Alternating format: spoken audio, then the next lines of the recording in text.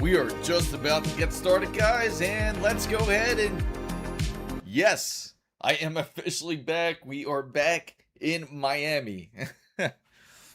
Hopefully you guys enjoyed CES. I'm definitely going to throw a poll out there for you guys to let you I want to hear your opinions of what you saw at CES. No, unfortunately, I am not at CES. The CES actually ended yesterday. I flew out yesterday and flew back in. As you guys know, of course, the title is probably alerting some of you guys out there, probably curious about exactly what's going on with the whole RAM and GPU situation, unfortunately, in the industry. Now we can definitely talk a bit more about it. And man, I am beat. I know right after this stream, I'll probably end up passing out. But what did you guys think of the whole CES coverage? Yes. Yeah. I mean, it was so bad to the point where I actually had to come back home and ice my ankle because I ended up, I think I like had a slight sprain to it. So hopefully it's all good.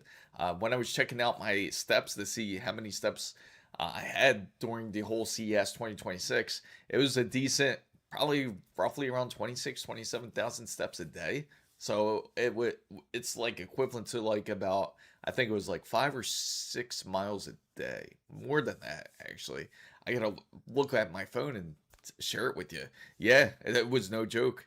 Yeah, 15 miles. Oh wow. Yeah, so much more than I thought, but it was a lot of walking, and I was beat. Let me tell you, like I barely ate. Like anytime during the coverage, I would just eat breakfast, have my coffee at Starbucks, then go over to CES, and then probably wouldn't eat till like maybe about 5 or 6 in the evening. So I wouldn't even have time to go and stop for lunch because I felt that was going to be a waste of time. Yeah, practically. It was just like going to hotel to hotel and then going to the main convention hall as well. And then some of them were in suites. So that was a lot to cover as well. There's a lot of content I still had to produce for you guys. I've been trying to produce as much as I could.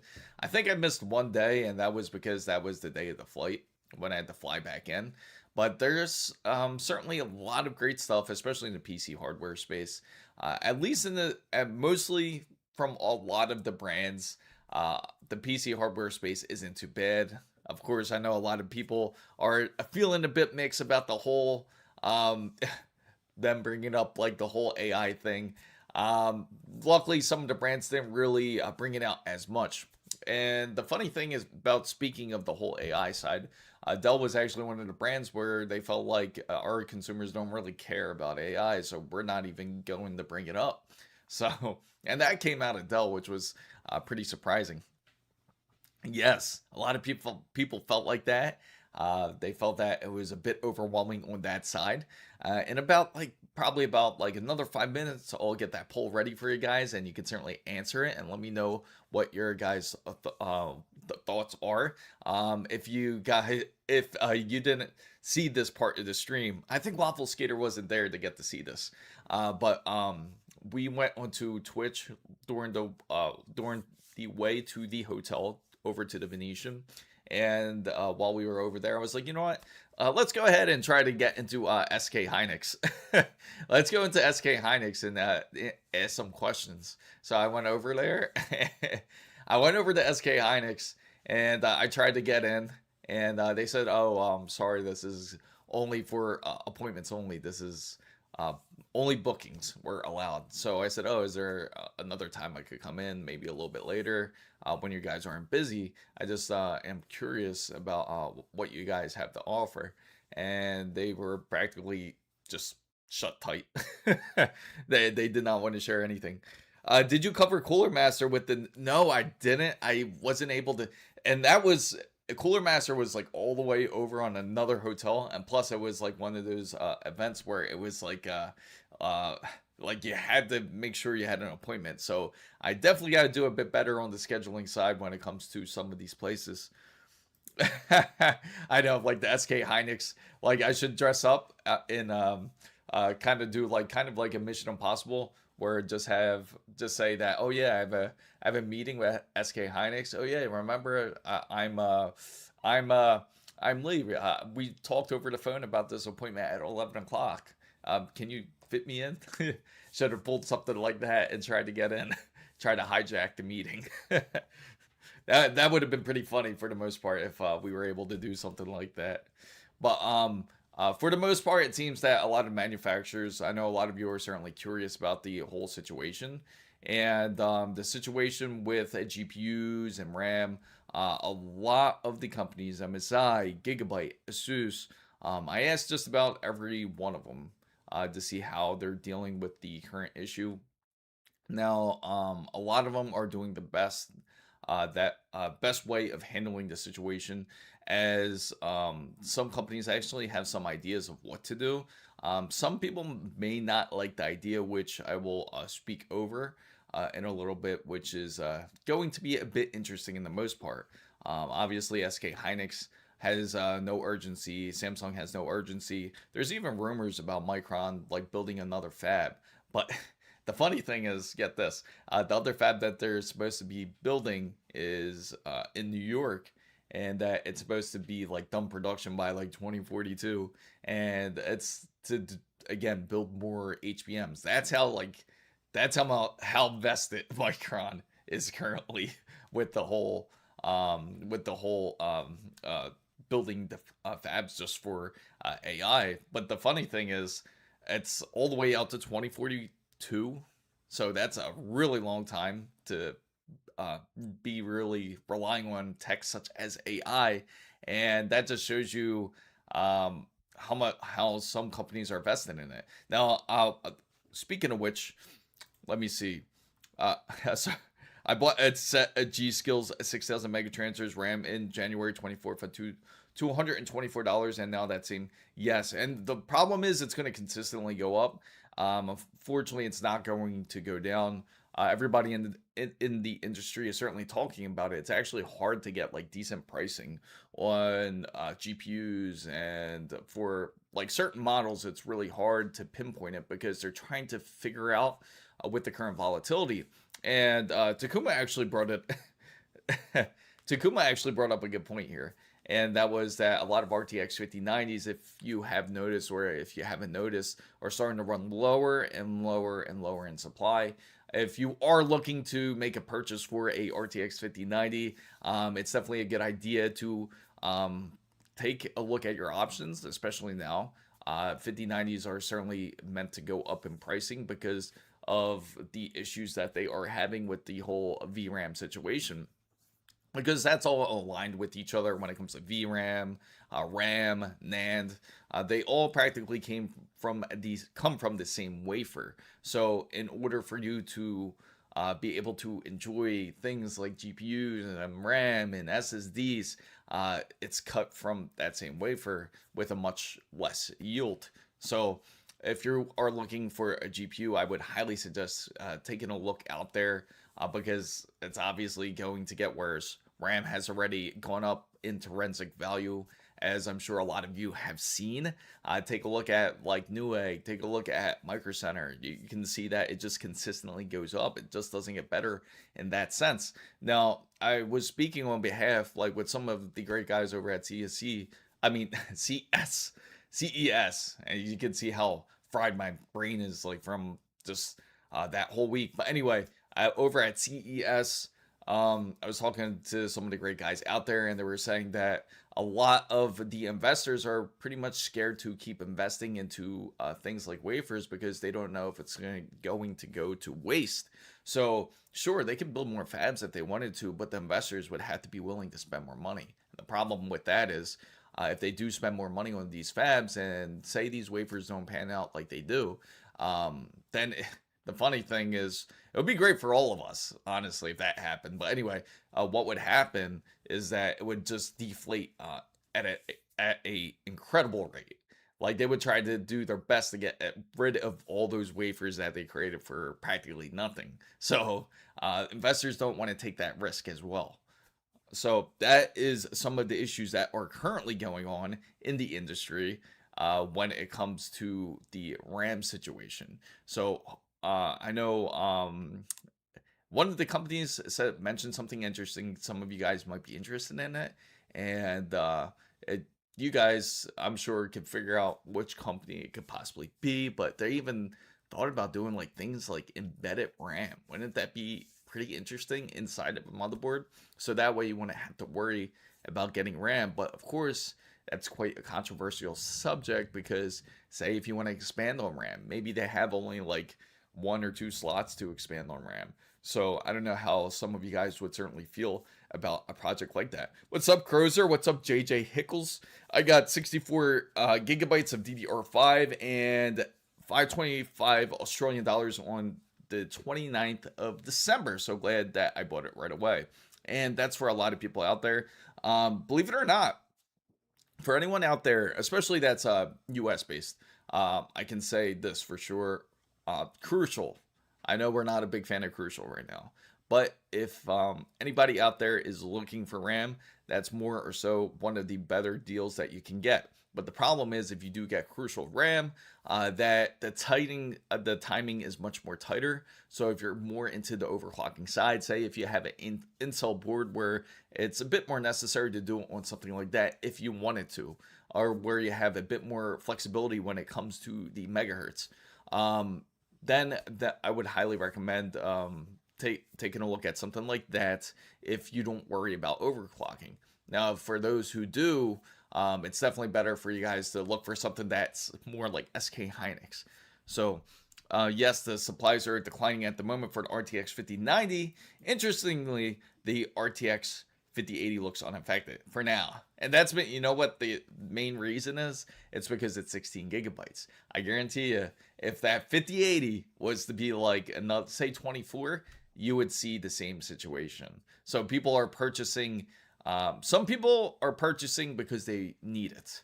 And then you have some people where they're buying it because they know that this is going to go up eventually. So, Crozer, what's going on? We can be honest here. Feels like anyone who wanted a 5090 is thinking that they aren't going to pay these raised prices now. That's true. A lot of people are certainly going to feel that way. I feel one of the craziest cards we can certainly all agree with is that the RTX 4090, which originally was priced and slated at $14.99, is currently still holding the price and will currently go up in value. And you usually don't see that in the used GPU market. Thank you for subscribing, subscribe to the channel. Certainly do appreciate it. So I heard CES 2026 wasn't that good either. Google. Now I do got to say this, guys. This part is really interesting here. I've been to CES for, this would be the third time I've been at CES. So for the third year, I got to say it seems that the crowd wasn't as big compared to 2025 and in 2024. It was less, but there was a lot of definitely a lot of coverage out there. A lot of companies, they actually even added a bit more space in the at CES, which was the South Hall, which was something that Vegas was building for quite a while, but they added that space in there.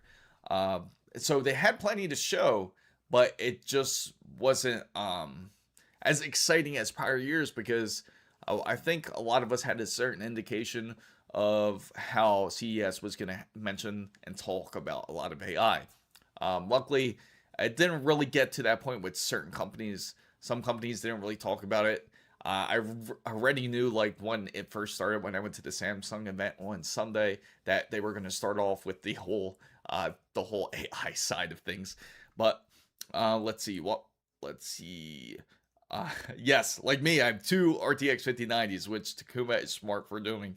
So Hickle says I got a 9800 X3D and the 9070 XT. I don't care about overclocking, but hardware is good enough, 100%.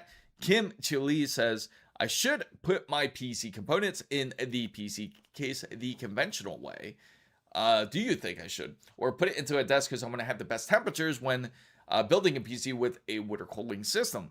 Now, if you do put it into a desk, the most important factor is definitely breathability. If you, I don't know if you guys saw that. There's actually a lot of open cases that they're creating now from all the different brands, from ASUS, MSI.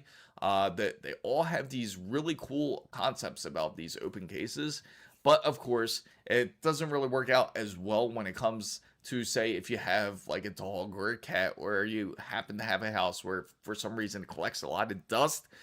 They do have those concepts out there. Make sure to look out for something like that, which are practically like almost like a test bench at that point. But anyway, if you do plan on getting a desk, I highly suggest make sure to see the breathability factor of it. Make sure it's just not covered in glass, that they actually have decent airflow going through it.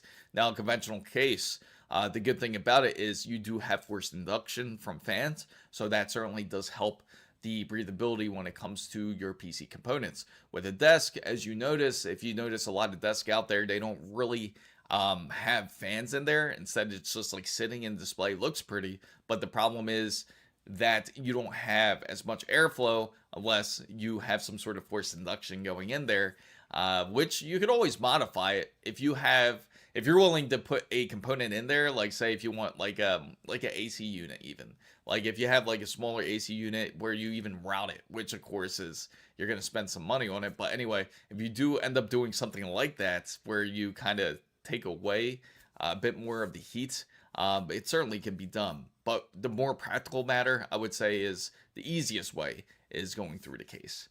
So some companies didn't talk. Some companies didn't talk about AI. I know. The one of the companies that would surprise you is Dell. They said that nobody cares about AI. The consumers don't.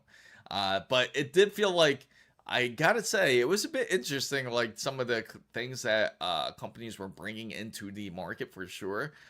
There was definitely a lot of enterprise items that were there, such as server racks. And there's not going to be a lot of consumers out there interested in server racks. It was insane, though. I gotta say, AMD's Helios, that server rack is massive, by the way. Like, anyone that is into like networking, I gotta say that thing is massive, and it's really tall. Like, it's definitely one of the biggest servers I've ever seen in person. So that MSI Lightning is probably, 100%. That MSI Lightning is no joke. It's massive. It's so dope, though. I gotta say, it really is a dope idea that MSI came out with. I'm glad they brought back the Lightning. I talked with the engineer that created the MSI Lightning, and he just created art right there. That was just a beautiful GPU. Amir says, I got the Z890 Extreme in UK 700 Brit. Oh yeah, that's right, Amir. You ended up getting a deal. I still got to get with you about that. And it's actually more smaller problem than you think it is about the whole RAM situation. So Kim Julie says, I see if I put it into desk may fit up to 10 or up to 15 fans. Good to, if you're willing to do it, you can put like a massive fan on the desk. You can put like a really massive fan. Can you imagine that? And it doesn't have to spin as high because you don't have to worry about the RPMs as much because it's going to have those big fan blades. What's up, Wasabi? Good to see you. Hopefully you got to enjoy some of the I'm glad you were able to tune in onto the Gigabyte live coverage, that you got to see some of it just like you wanted.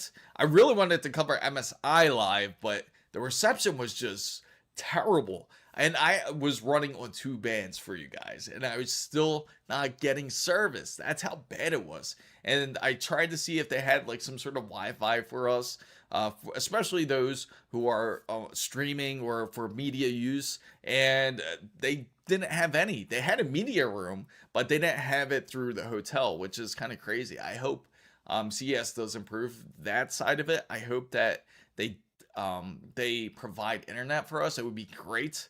Of course, it's going to be quite a bit of routers there if they do something like that. But are you getting the new Intel chip? If they come out with the new Arrow Lake refresh, yes. It seems that the SKU has come out of it. And you know what's pretty cool? Actually seeing those 9850X3D processors. That was amazing. And that same day, remember where I took the picture? If you guys checked it out, I took a picture of it. I also took a video of it as well, which I will work on after all of the content I gotta get through. But anyway, the 9850X3D, they were actually supposed to announce it that same day, but I guess they didn't. I'm not sure exactly why, but they don't have a release date or pricing really. Some of you probably seen pricing leaks or have an idea of when it's going to come out, but more than likely it's going to be somewhat soon. It's going to be in the imminent future. That was unavailable to see in the public. That was behind closed doors, just to let you guys know. The CD9850X3D. But tomorrow or during next week, I will be shooting the video of my awesome. You got to do it, Wasabi. Shoot your video. I know that 9800 X3D is excited to finally leave out its box there. How bad was it? It was more like, yes, yes. It was just horrific. It was actually even worse when I went to the convention hall, because usually I get some decent signal, and I really wanted to show you guys the Pimax, which is a pretty amazing machine where you get 4K opticals per eye. One of the things that certainly impressed me in the show, I gotta say, was the X-Real ASUS glasses, which are so light to wear, and it just plugs in via USB-C to any device of your choosing. Whether if you're using the ASUS ROG Ally or your phone, you can reflect directly off that device. So I promise no more. Hey, you're not really BSing around. You're doing a lot of work. Moving's no joke when it comes to it. So no stress. Wasabi, upgrade with care. Not stressing, you won't enjoy it. As absolutely, still enjoy it. So the prices for here, check notes, are more than the. Yes, it's obviously going to be more than the 9800 X3D. In fact, just to let you guys know, everybody that's US based here, that has issues with the whole Newegg pricing, I did manage to speak to them. I did speak to Newegg guys, and I told them, like, hey, I talked to their higher ups and everything too. So I said, hey, just to let you guys know, you got to do a lot better with the pricing, because Micro Center's kicking your ass right now.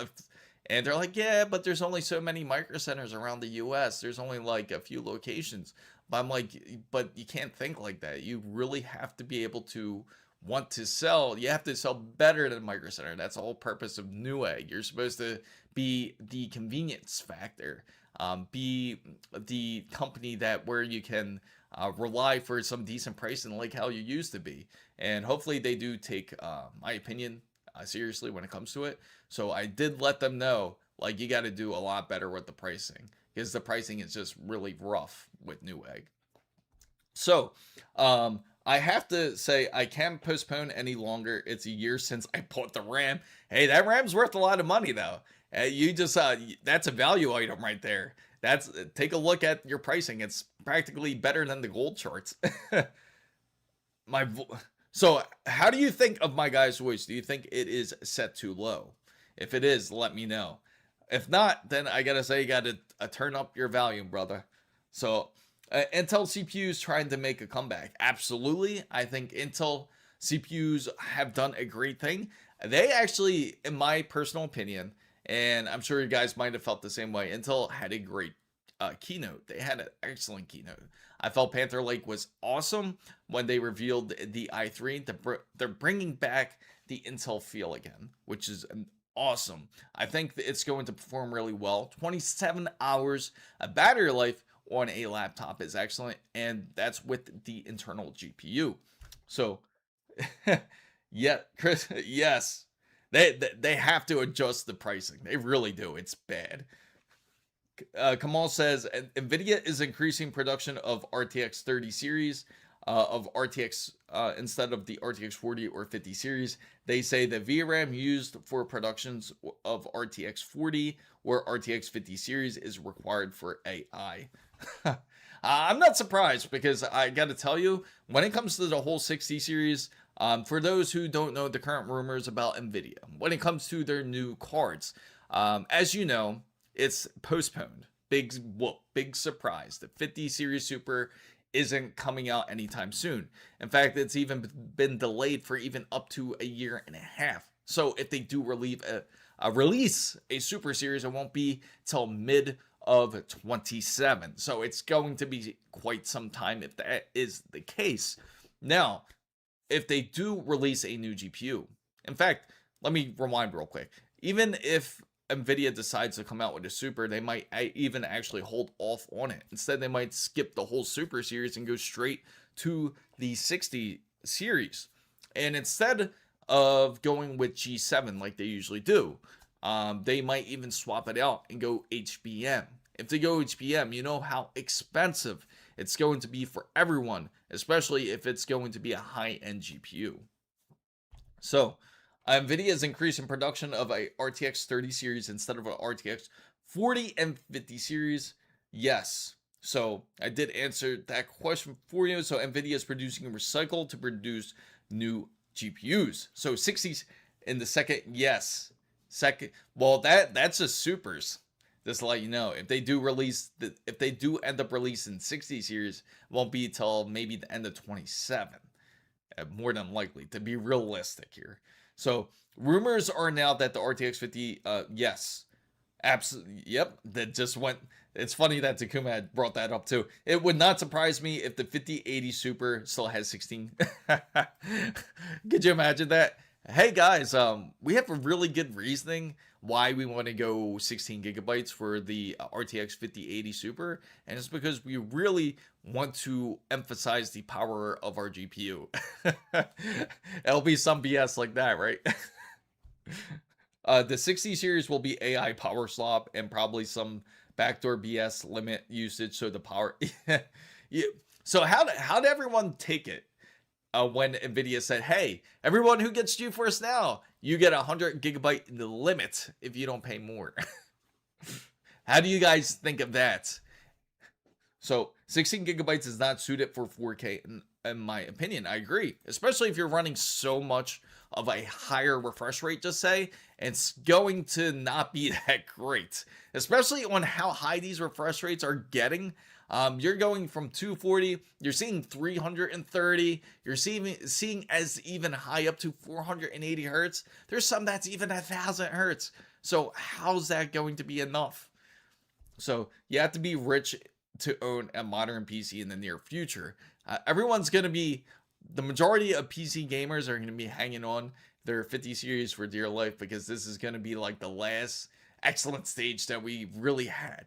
And it seems like our golden age was mostly like around the, I'd say between the 20 series, not even, more like the 1000 series. I'd say like the 1000 series was like the golden age. And from there, it was like the decline of the PC empire there. Because as you know, PC is always the top dog when it comes to everything. But it seems like the decline is coming. And it's just, greed is just destroying it. So at least they didn't go back to the 10 series. That's a good point. That's a good point, Rugal. Mixed feelings about NVIDIA. I think a lot of people do. NVIDIA emphasize. Remember, guys, I was telling you I'm not going to the NVIDIA keynote, and you saw exactly the reason why. That is the main reason why I didn't go to the keynote, because I knew it was going to be absolute BS about AI. It wasn't announced. There was no real announcement when it came to GeForce. It was just all about NVIDIA, about them being the world's #1 AI company. So I know a lot of you were hoping for a little something, but NVIDIA is hyper focused on becoming the best. So you'll own nothing in happy world economic forum. That's why they're pushing the whole cloud gaming. It's insane, like how much cloud gaming that you've seen throughout CES. I mean, you've seen it over at NVIDIA. They really want to push now. LG's pushing their cloud service. I know they're doing oh, it's so convenient because you don't have to have the actual hardware. You can just game over the internet. But of course, not everyone's going to just want to game off the internet. What about the games you want to play offline? Can you download it and play it? Or will they be like, oh, we can't trace how much gigabytes of data that you're using, so you can't play it? So that would be pretty crazy, right? So anyone got the comparison to how low 100? It's insanely low. 100 gigabytes is insanely low. So GPU shortage at Micro Center, deja vu again. Absolutely. So you might see those scalpers hanging around. As you guys remember, like anytime you go live over to Micro Center, you'll see like those 3-4 scalpers that are always there every weekend, just waiting for the cards to release so they can immediately post it on eBay. So time to get a plug in China so we can ship our GPU You know what's crazy? They did come out with a GPU. I forget the name of the company, but they claim that they're better than the 5090, but at a much cheaper rate. Which is, if that is true, that is a threat to Nvidia, and Nvidia will not play. They'll buy them out if they find out that's true. You know that Nvidia would do that. So nostalgia. Just to be clear, Chris, I stay with Fantex. I will. Oh, really? So you're staying with them? You know, I did get in contact with Fantex too, Takuma. They weren't at the show, unfortunately, but CyberPower PCs had a PC that they had, which is, again, which we spoke about a little bit earlier, which is the open case PC that they have the concept of. So I'll reach out to them some more and see if I can get any more information about it. So I like your energy, man. Keep it up. The world is yes. You got to be positive. You got to make light out of nothing. So I'd rather pay an infinitely increasing monthly payment for delayed cloud gaming. So you can SODIMM 2 GPU and 250 watts. Next week, i7 265K and Z890 will be delivered. Awesome. I can't wait for it, Wasabi. I know you're pretty excited. Not a lot of people get really excited, or you hear too many Intel builds, so sometimes it feels good to go into a little change and to go into Intel, just to go back into it. And you probably got it for a awesome deal too, I bet. You probably got it for a great deal. Let us know how much you got it for. So, bold, yes, that's it, Crozer. Bolt's graphics cards. It makes a bold claim. Yeah, that's them. 100%. So, everybody out there, I gotta ask you, do you guys think that NVIDIA will buy out Bolt if that's the case? If they find out that's true, say if it is true, say if they can manage to render, just say it's not 10 times. Let's go into real world. Maybe it's more like 2 times or 3 times. Well, which would, again, be insane still. But anyway, just say even 2 times better. Do you think NVIDIA would go out to them and say, hey, we're going to buy you out? This is how much we will offer your company if you guys just set up shop. Probably CUDA, Zeus will need CUDA. I love the name, by the way. Bolt Graphics Zeus. That sounds like a demanding card right there. So as far as I remember, the founder of one of the people that came up with the Zeus GPU is Italian. That's awesome. I just, the crazy thing is I walked by them. I was like, man, I'm really curious about them. They were actually over, I think they were actually over in the main hall, Zeus. They were over at the main hall when I walked in. I think they were like right over by Pimax. I saw them like walking in. It was either that or they were in South Hall. But I gotta say, I wanted to go over to them, but there was so much to cover. I didn't even go over to the 3D printers like I wanted. Did anybody get to see the new 3D printers? Because I completely missed them. I 100% missed them. So his name, Marguerite. Oh, really? What's up, Ernesto? How's it going? Glad to see you. I was gonna say Margarita. Wow, that's a very interesting name. So, but as I was saying, I gotta say it's a bit exciting, some of the technology that they are releasing. Now for those who have the RGB tandem display right, I mean not RGB, but the OLED tandem display right now. As I was telling everybody, it's not quite worth upgrading quite yet. As you know, you're going to be pretty much chasing a ghost at that point. There's no way you're going to end up catching up with tech. Anybody can tell you, as soon as you do purchase tech, you're always going to be behind in some sort of way. So happy Saturday, guys. Hopefully that you enjoyed the CES. And I want to throw out that poll for you guys out there. Let me throw that poll. Hopefully we get into better spirits, especially with the whole issues with the whole RAM situation, with the whole graphics card situation. Let's hope that things certainly get better in that way. So let's start off with a wonderful poll, as I meant to address to you guys out there, and I want to hear your guys' thoughts about this. So let's see. This will be perfect. Let's see. So I am going to set out this poll. Pretty simple. So I'm going to say, how would you rate this year's CES 2026? So let's do this poll, and I will set it out. And I think we're pretty much good there. Okay, perfect. Setting up the poll for you guys. So in order for you to vote on the poll, you just simply put the number down that you see, and you let me know what you thought of CES. And feel free, let me know why you felt that way. Let me know the reason why. There you go. So what would you rate the CES of 2026? Would you give it an A? I should have put it in caps lock. What was I thinking? Putting it all lowercase. Let me try this again. There we go. So, mid, D.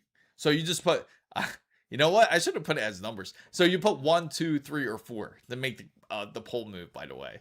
So I know that's it's a bit counterintuitive, but at least, but that's how you would vote on the poll, guys. So 1 for A, 2 for B, C, 3 for C, and 4 for D. Okay, interesting. So far we got C, we got D. Okay, so nobody's given. And if you give it an A, I would love to know the reason why. I would love to know. I want to hear your thoughts of it. So also monitors that excite me from your life. Absolutely. I think the Samsung monitors like excited a lot of people. LG was really hard to get to. I got some of it. I think I got photos, but that was it. But I have to go back into my footage to see what I got from LG. ASUS has some great monitors I'm certainly excited about. I love that ultra wide. As you guys know, I'm a big ultra wide freak when it comes to monitors. So the RGB, that RGB stripe monitor is definitely one of the ones I want to go after for sure. Why did MSI make an? I know. You know, I didn't even film it. I was like, this is. When I read that, I was like, what? Like, all the features that it could do? That's just, like, cheating at that point. Like, it says that that flashbangs will be much quicker. Flashbangs will be much quicker in competitive gameplay. So imagine playing, like, you're a competitive Counter-Strike player. And you have that advantage where that flashbang ends, like, 2 seconds faster than everybody else does. Or even it has what they call AI aim assist, kind of, which is like not really aim assist, but they have, what do they call that again? The aim point. It's like an aim point practically, but it's AI assistant to help you aim better. So so that's a bit insane. That, you know who that's going to attract? I don't even have to say who, but it's going to be some of those Twitch streamers out there. I hate to say, but it's true. You know it's true. So if you say C, make sure to put 3. Let me know. So the F guy who plays Battlefield on the Corsair AIO. Yes. So you can see, I can see that. I can 100% see that. What do I need to do to get to run on 8400? So what you have to do is okay, I can answer it on air just like this. So what it could be is actually the silicon. It can actually be the processor itself not allowing you to reach that grade. So what you have to do is run a ASUS system in the BIOS, which is like practically an error check. I forget the name of it, but if ASUS is like one of the only companies that has this, but if you go in there and actually run it, I have to look up the name once more, but you have to run that check on there, and if you can, see if it runs through perfectly, or just tune it down just a slight, because you unfortunately a lot has to do with the processor itself. Your silicon grade might not be as high as you would hope it to be, so check out the grade as well. So that's from what I gathered. So did ASUS provide any info? Yes. So let's see. I give a 3 because there are some things I liked. 75% of the things was all about AI. Nothing fair about it. The most interesting, see, so somebody, there's some Razer Ava lovers out there, I see. Stop with Ava. I don't wish any of this BS. You know what's funny? I walked by another stand and I saw they had something like Ava too. I was like, that's really weird. That was really weird. The merch. Yes.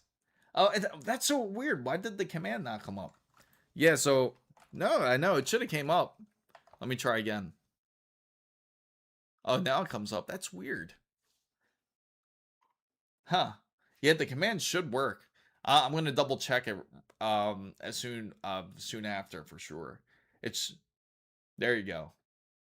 Yeah, maybe caps. Maybe that's what it is. Did that work? WG900 Pro, what I want, not need it. Ah. Oh, you know what? I'll definitely check it. I'll check it out. So far, it seems like the majority of people gave it a C. Wow. So you certainly felt like the show wasn't all that great so far. You felt that that this year's CES 2026 was not all that great. Yeah, I gotta set that. No, it should be for everyone. B. So if you give it B, put 2. If you give it a B, you give it 2. Not too many people. I think there's only, I would say maybe only like a couple people gave it B. There you go. And that will move the poll. But yeah, so far it seems that, well, so everybody's thoughts, I gotta know. Like, what did you think of Razer's direction this year? Like when they came out with Project Ava, Project Madison. I think out of all of them, I certainly like Madison as one of my more favorite ones. Whereas the seat where it has the haptic feedback, I think that's pretty creative. Because when I was gaming on it, it was actually pretty dope. Like actually to feel the feedback when you're gaming, instead of like playing it on a controller. Cool monitors. Yes, the monitors were amazing. The displays were awesome, I gotta say. That was certainly one of the best showings when it came to CES. I love the 3D monitors. Even though everybody's like, oh, it's kind of like how a 3DS is. Not really. The best way I can say it is like a 3DS, like how it kind of plays, like you see it at a certain distance, but the clarity is much more different. It's like looking at the best way I can describe it is like looking at looking at like a 3DS, but just imagine the quality is like in 8K practically. Like everything you see is like crystal clear though. That is the crazy part about it. So 9850X3D news. Great question. They do exist 100%. I've held it in my hand. They certainly are out there. But there hasn't been any release date or pricing yet. They were supposed to release it a couple days ago. They were supposed to give the details, but I'm not too sure what happened. But soon you're going to hear something about it. What's up, Havy? Watch the CES show the ASUS ROG X870E Neo motherboard looks dope. We'll wait for the motherboard since initially wanted to build with the X870. That's perfect. It's definitely one of the motherboards out there I am certainly excited about. I love how they got like that heat pipe on there, as it's practical, as it's meant for like it's a 3D heatsink, so it keeps it much more cooler in that sense. So for it being a consumer electronics show, there's a lot of focus on enterprise. And I know there was that there was. I was kind of like shocked like when Razer announced the whole AI servers and the server rack. I was like, I don't think too many people come into my channel worried about like servers and server racks when it comes to creating AI. But the difference is, I guess, with them, they use Linux, so it's a more open-based software, so that you can use things like a Hugging Face in order to work on AI. If anyone's interested in that, please let me know. I could be dead wrong, but I see many of you gave it a C for a reason. Laugh out loud AI show. No, not really. Handful of highlights, but that was it. I got really upset with Razer and Project Ava. I hate Elon Musk. Oh, just to let you know, Ava doesn't only run on Grok. It also runs on different AI programs if you want. So for the example, they had Grok, but you can also use Project Gemini. I mean, not Project Gemini. You can also use Google's Gemini You can use OpenAI's ChatGPT. You can practically use any AI software you would like. But the example that they had set was Grok. So I think it would be B Tandem if it was completely new, but they already had 3 Tandem OLED before CES. I mean, and ASUS with the RGB stripe layout is yes, it's a step up, but it's not going to be worth anybody who has Tandem already. If you don't have Tandem and you're thinking about getting OLED and going RGB stripe, man, you are in for quite the upgrade. I gotta tell you, you are in for an amazing upgrade. It's really an amazing tech when you see it. It's like when you see the writing, it's crystal clear. It looks like an IPS display practically when you're looking at it. It's quite amazing when you see it, but with the OLED tech.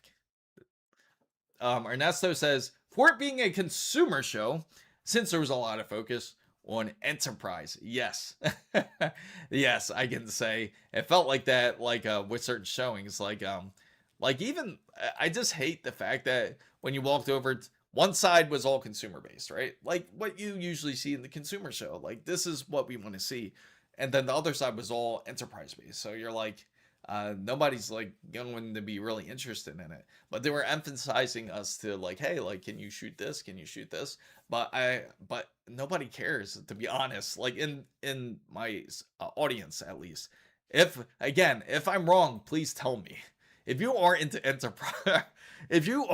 enterprise, just let me know, because I know I get people here and there that are into it, but I could be wrong about if everyone is into more enterprise things. So I started using Linux using Zorin and Fedora. Yeah, man, you are just stepping up over there, Ernesto. Yeah. So laugh out loud, AI show. So only 1000 was to lowball, or should I wait for the 290K refresh? Well, one 8400 stable. I mean, it should be able to. I don't see why not. It's all on the silicone grade. So when you get it, you want to, as you know, ASUS's BIOS. If you look in there, they're the only BIOS that actually features that silicon grade in there. So see what it's graded. If you can get a higher grading, that's better. But again, it's all in the silicon lottery when it comes to your processor. So 100i says, I'm afraid that AI would affect the job marketing as it's already happening. So I am done with Razer, even that I know Ava can run in different AIs. They effed up too hard for me, and I don't want peripheral with AI. So, well, still to those RGB stripe OLEDs, most people don't want ultra wide, and only option that's not ultra wide is literally new ASUS's flagship, and it will be like $1,200 or something, right? Yes, it should be. The score is SP92, so you would have to get an even better score than SP92 practically, and that's what it falls under. So SP92 is good, but it's not going to be as good as some of the other ones. Because there, it could even go higher. It could go to SP 102. Even 102 is like the highest grade you can get.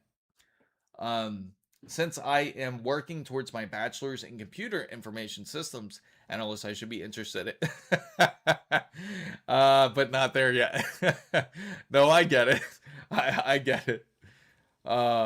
Anyway, have a wonderful day. I take care, everyone. See you. Yes, thank you for coming in as always. 100 eyes. I do appreciate it. So that poll I will disable that poll now. It seems that everyone has given it a grade C. So everyone has given it a grade C, and I can completely understand why. It's ironic though. I do have to say, most of the companies that had a decent showing, I'd say, yeah, 100, 101. Is that what you have? Simply Takuma? Is that your? Don't tell me that's your grade. I know AMD did a great job with the 9950X 3Ds. They've literally like hand selected the ones for their 9950X 3D. Yeah, it definitely is. I know that's what you're pulling there. I know you're pulling at least 101. That's insane. But ASUS, I gotta say, had a great showing. I felt their show was excellent. It wasn't really too AI based.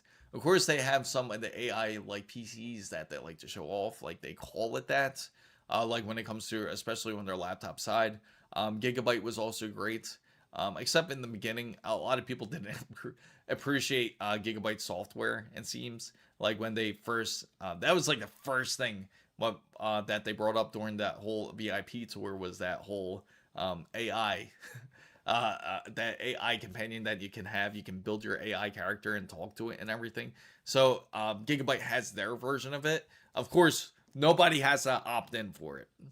If you're into the just the hardware, they do have that too, which is of course the RTX 5090 that they're coming out, Gigabyte's Infinity, 40th year anniversary. I know it's an interesting concept, and man, the fans are massive. They're literally like 140 millimeter fans, and it is thick. It's heavy too. So make sure you have a decent support for it. I'm sure Gigabyte always comes with decent supports, by the way, I gotta say. Let me throw in there. So if you are thinking of getting something like the RTX 5090 Infinity, definitely take a look at it. It's quite the interesting GPU. You might want to get your hands on it quick because it's probably going to be one of those ones where it's going to be a very limited base who is going to end up getting something like that. Of course, you guys are familiar with the X3D motherboards that are coming out with that are out with Gigabyte, and it seems that aesthetically they are also bringing out the different versions of the Arrow. I know Wasabi's a big fan of it. The Arrow wood, where it's actually going to come with different types of wood grain, so you can actually not just get it in just one specific color. They might have one in, for example, they have one in oak, and then they might have one in another type of tree, like say maple or something. But they will actually have different variants of it that they are thinking of doing. So Dark South Tech says, I like the way the 5090 looked. Simon says, yeah, to be honest, why wasn't there any game-changing monitors? I mean, it wouldn't make too much sense to, yeah, because that's how tech is. I gotta say, on the tech front, monitors are never the type of tech where it just shoots from A to, like from say C to A. It's always the tech where it's very incremental. So in order to get like the best tech or like to feel like a big upgrade, you have to wait quite a few years. I would say like a decent, I would say around like a decent 3 to 4 years to really see like a bigger increase when it comes to monitor tech. So if anybody has a monitor that has a tech that's between that range, then it's not really worth just like jumping up and an upgrade on a monitor when you can have other upgrades that can certainly help you in a much better fashion. So,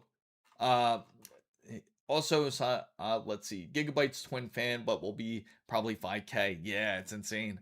What I liked about Gigabyte's RTX 5090 and the Gigabyte X870E Arrow X3D Wood, MSI's RTX 5090 Lightning Z, LG's G6. That's an amazing TV, I gotta say. That was beautiful. That TV was awesome. ASUS's wireless motherboard for AIOs. Yeah, I think that's awesome, isn't it? Like those were some decent showings. I'm actually really excited for that one too, about ASUS's motherboards where the new Neo boards, all of them will provide that wireless AIO practically. You don't have to hook up 3 or 4 wires, and that's going to be a breeze. Just imagine all you have to do is connect the pump, just connect the practically the seat, the cold plate for the CPU, and then all you have to do is install the fans, which is going to be magnetic anyway, where you don't have to worry about daisy chaining even anymore. Everything's becoming less wireless and much more accessible, easy, and toolless. In fact, like when it comes to a lot of these fans, they have these like notches on there where you could just lock it in, and then you're pretty much good to go. Let me drink some water here. I'm already losing my voice, and this is all from talking to so many people at CES. Man, but I gotta say, it was quite the show. It was it was interesting, I gotta say, for the most part. I am excited for Panther Lake. Hopefully you guys got to see what the specifications are like when it came to Intel's Panther Lake. For those who are curious about getting a laptop, it is currently out. MSI is working on releasing their Arrow Lake MSI Claw, And same thing with the for those who are interested in the handheld section. And MSI also has their regular Claw, the MSI Claw 8 is where they have the Z2 Extreme for those who want the AMD processor. Definitely one of those. It's a beautiful handheld device, by the way.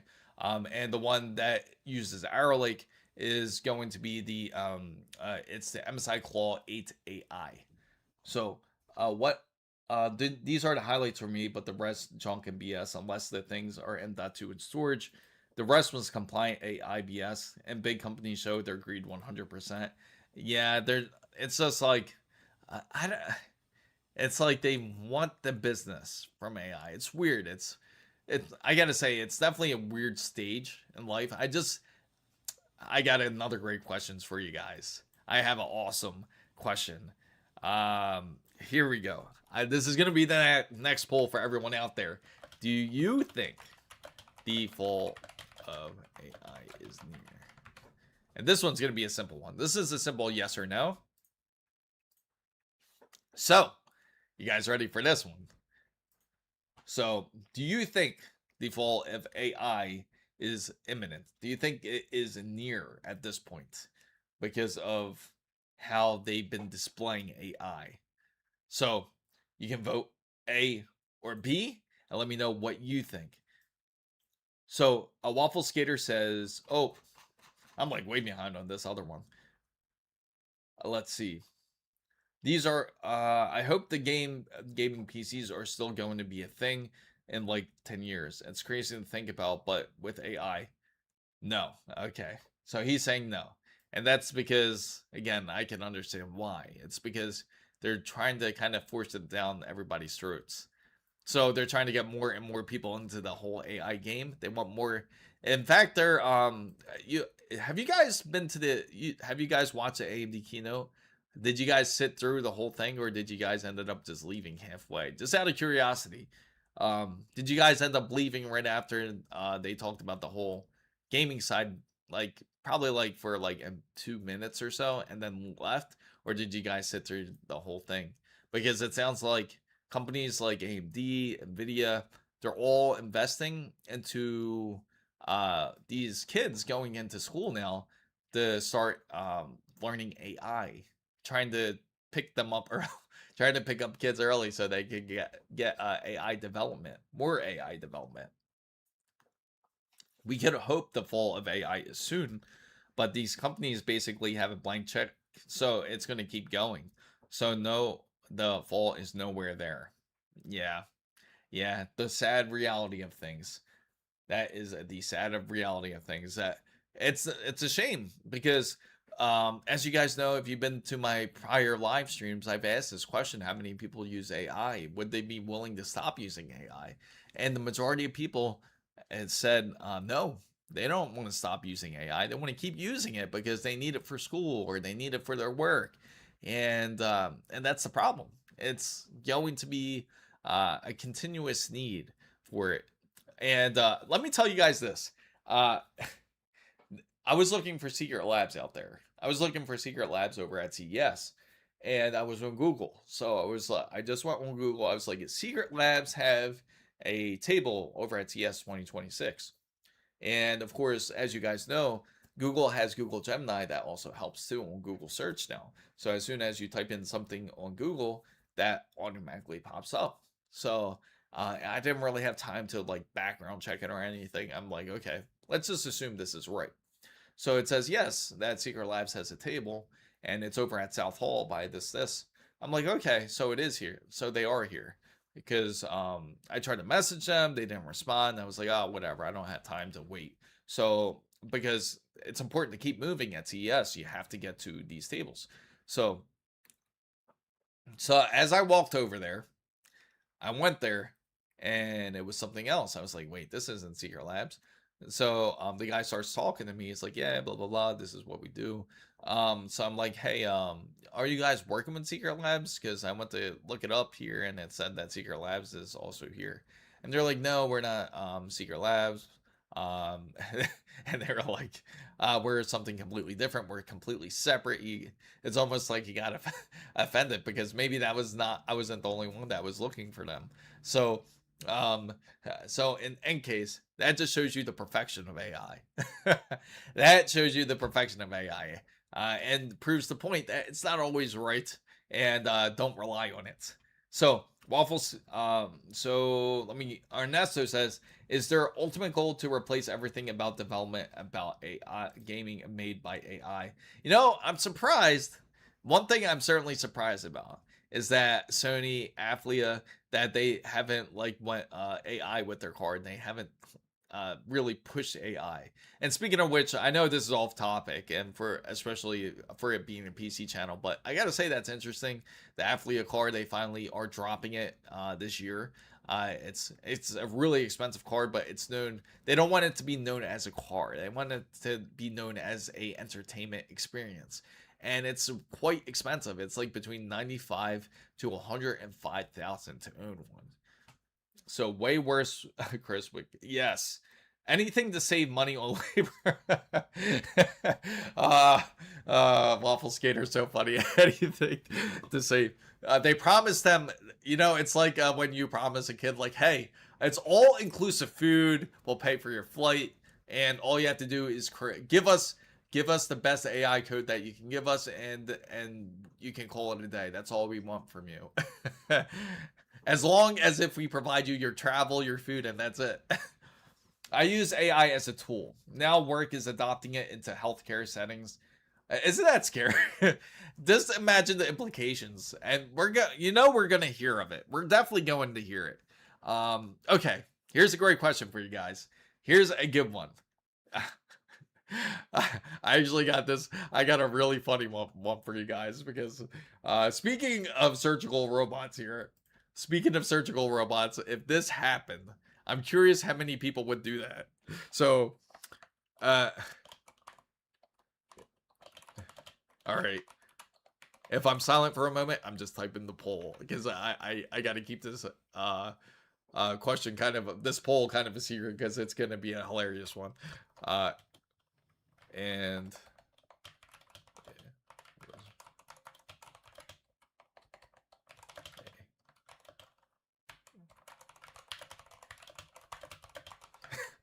all right, you ready? So here comes the poll right here.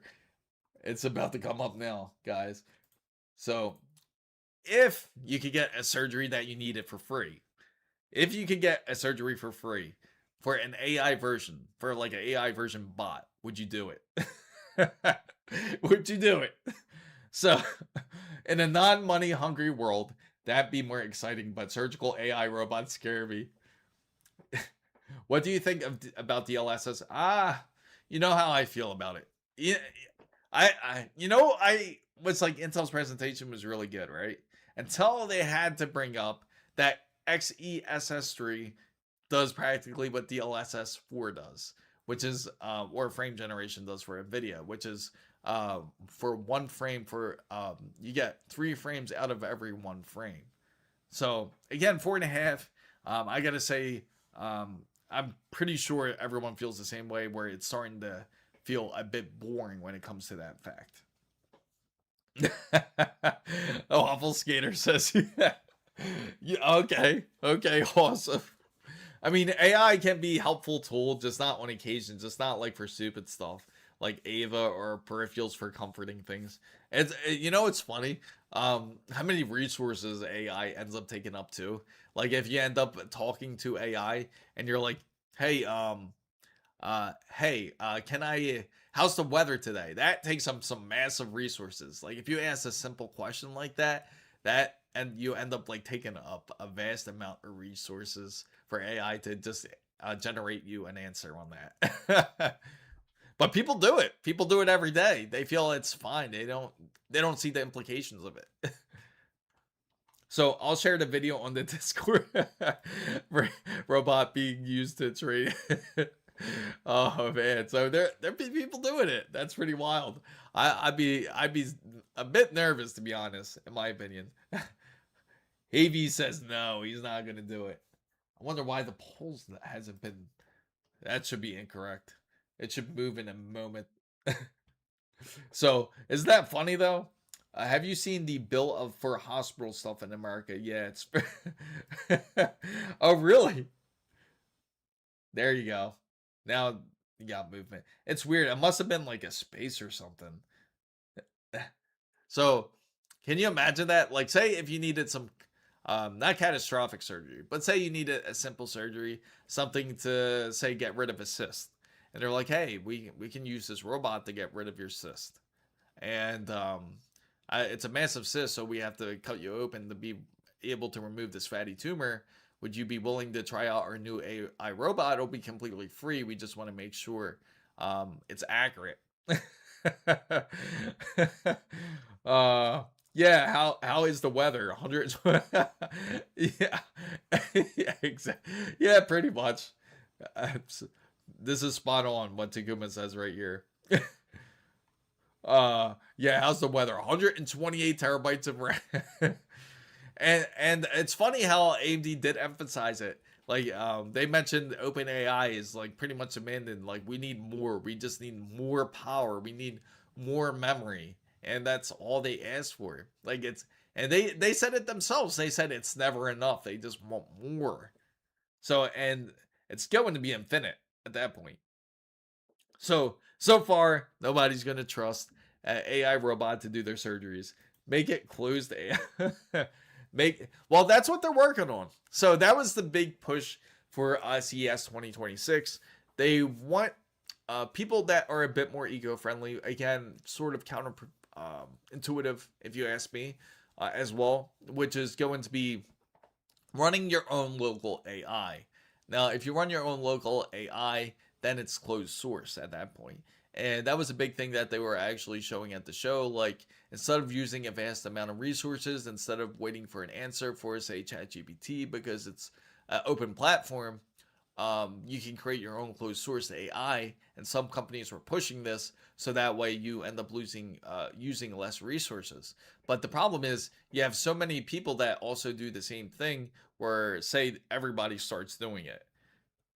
No, not everyone's gonna be willing to start to uh, have a closed source system.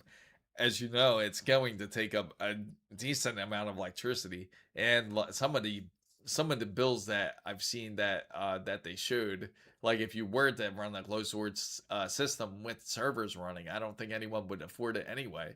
But anyway, the point is, if you did run a closed system, just say, it would just save you a ton of earthly resources that it's a bit more environmental friendly. So, but the problem is if so many people start doing it, it's going to do the same exact thing anyway. It's just going to be, instead of just one local station, everything's going to be split up. So AMD should rename their company.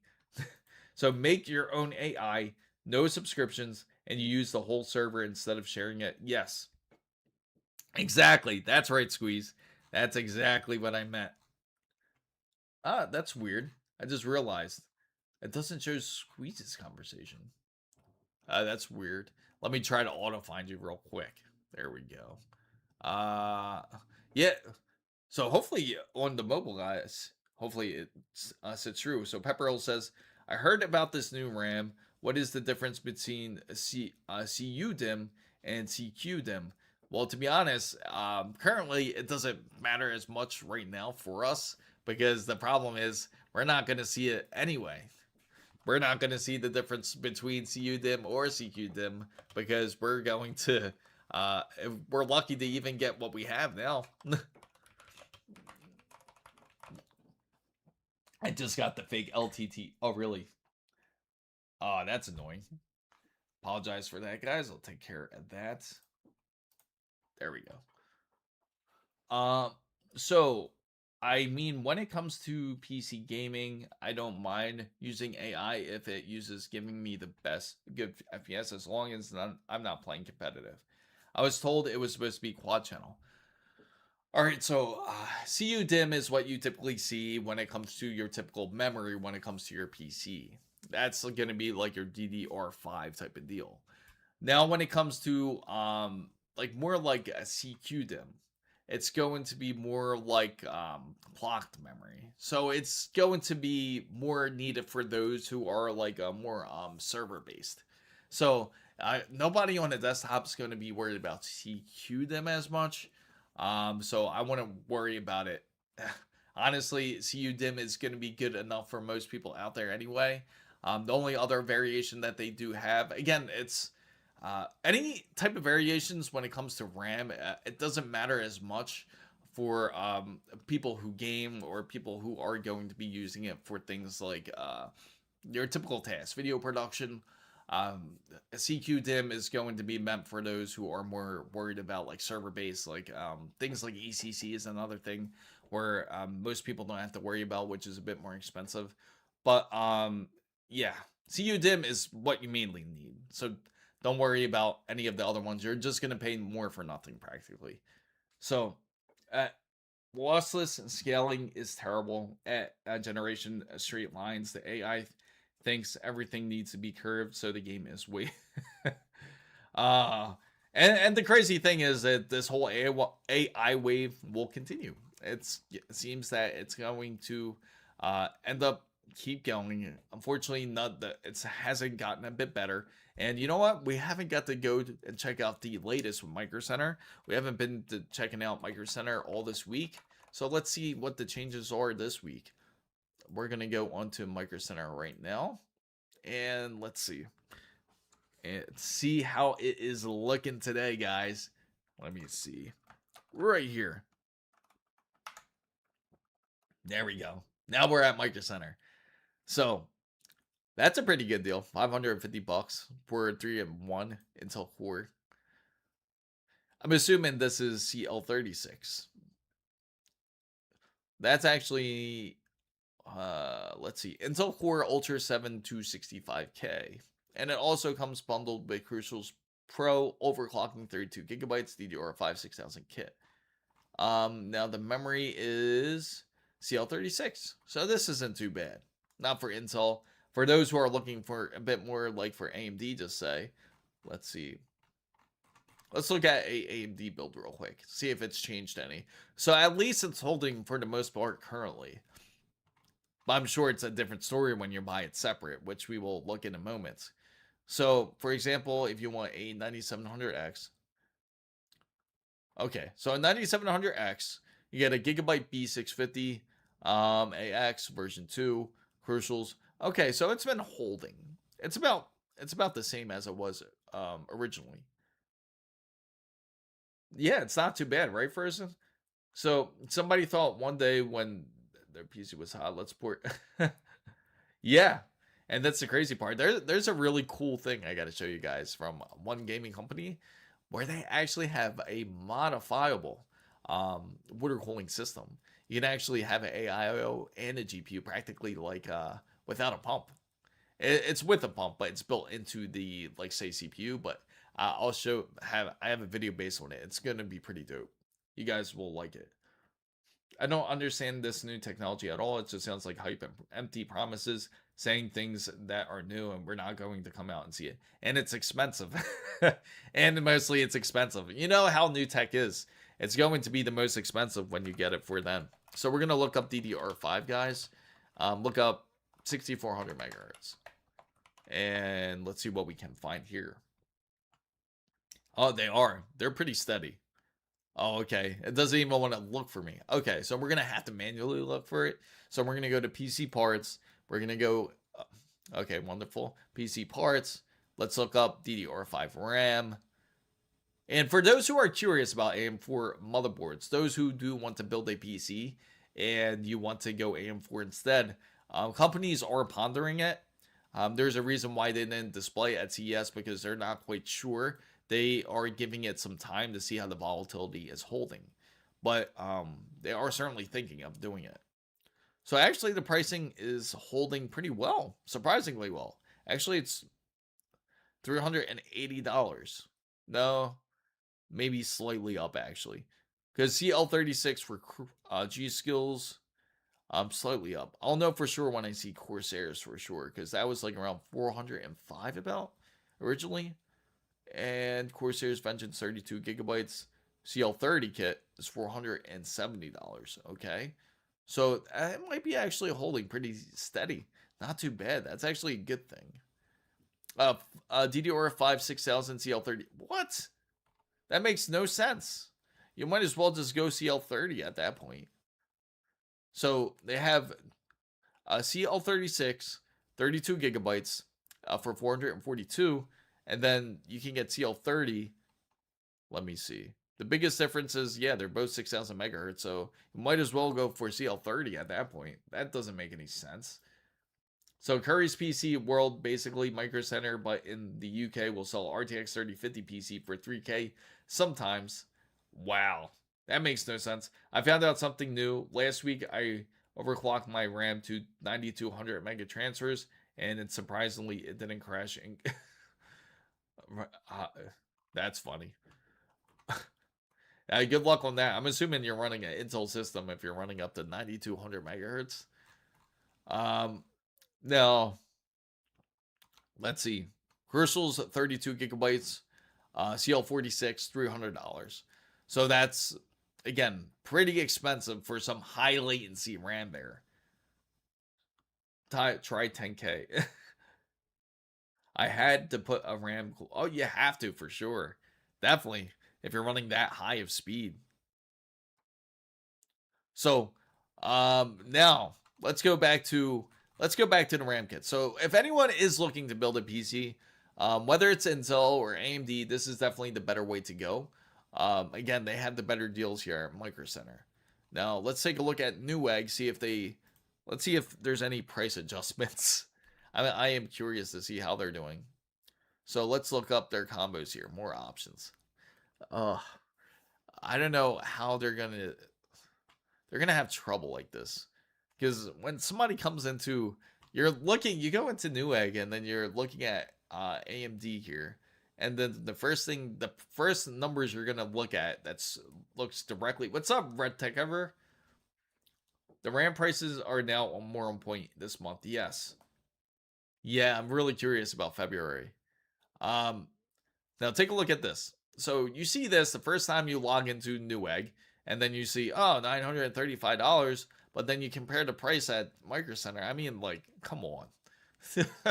I mean, honestly, I know the processors are different and everything. Say you go 9800 X3D, which they do have a kit. Again, 9800 X3D, $680. And then it comes with the B650E and 32 gigabytes of RAM. Versus something that's $935. And you pay, again, B650. Let's compare the RAM. This is the key. Let's compare the RAM here. 32 gigabytes of CL36, $440. Now it's using SK Hynix. That's going to be the biggest difference. This is Micron RAM, so it doesn't matter as much on AMD because most people don't worry about overclocking when it comes to their AMD RAM. When it does matter, it's for those who do care about overclocking on a system. But again, AMD users don't usually worry about overclocking their RAM. Now, this has 6,000 megahertz, and this is, I'm assuming, yep, CL36. So that's probably the biggest difference right there. Mostly the biggest difference. You have a tough gaming motherboard and versus a MSI board that they give you, which is a B650. And it's the Gaming Plus, which isn't their best one. Again, so if I was to compare this kit, you're getting the same processor. That's equal. That's equivalent. When it comes to the motherboard, you're getting the better motherboard because the tough gaming motherboards are better than their standard ASUS Prime motherboards. And then the RAM, you get a better RAM when you go with Newegg, but the pricing makes a lot more sense on Micro Center. So from there on, Micro Center has the better deal when it comes to it, especially if you have a Micro Center near you. So you get 9900X with X870E and RAM for 650. I know, and that's the biggest problem there. So man, not only is RAM pricing, but now GPU pricing is skyrocketing. 6 weeks ago, I saw my RX 9060 XTs. Oh, really? Oh, wow. You know what? Let's take a look at the whole GPU side. Say you want to get a RTX 5090. Not everyone's going to have, a ton of money to spend on a 5090, but say if you did want a 5090. Now, it's been, wow, sold out. That's what it's been. They're all sold out.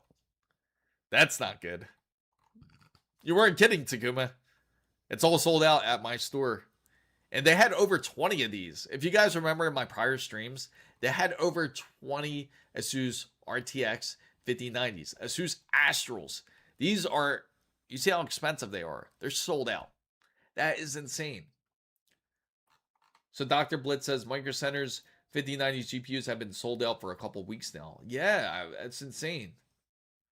That's not a good sign, guys. That is not a good sign at all. In fact, that's the dreaded sign that we absolutely want to avoid is this missing 5090s. All right, let's try 5080s because Takuma said the 5080s are impacted. So let's take a look. Oh man, slightly. They've been impacted actually. Because look, the ASUS NVIDIA GeForce RTX 5080 is now $1,400. That's expensive. That's actually expensive for a 5080. ASUS NVIDIA, it's an Astral, so we know they're going to be up there in price. But the Astral is RTX 5080 is $1,800. And originally that should be closer to more like the $1,600 mark. So they did go up in pricing there. So my Best Buy is almost out of 5080s as well. That's insane. You know what? Let's take a look at Best Buy too. And we'll look on Newegg, our favorite. So RTX 5090. Take a look on Newegg to see if they have any in stock. Oh, here we go. Is that the new pricing we're gonna expect now? Do you see it, guys? Do you see it? I'll click it if you. Oh, not this. Right here. Here it is. Oh, prices are going up on the 5080s, but you'll find them where as 5090s they are like 3 to 4K.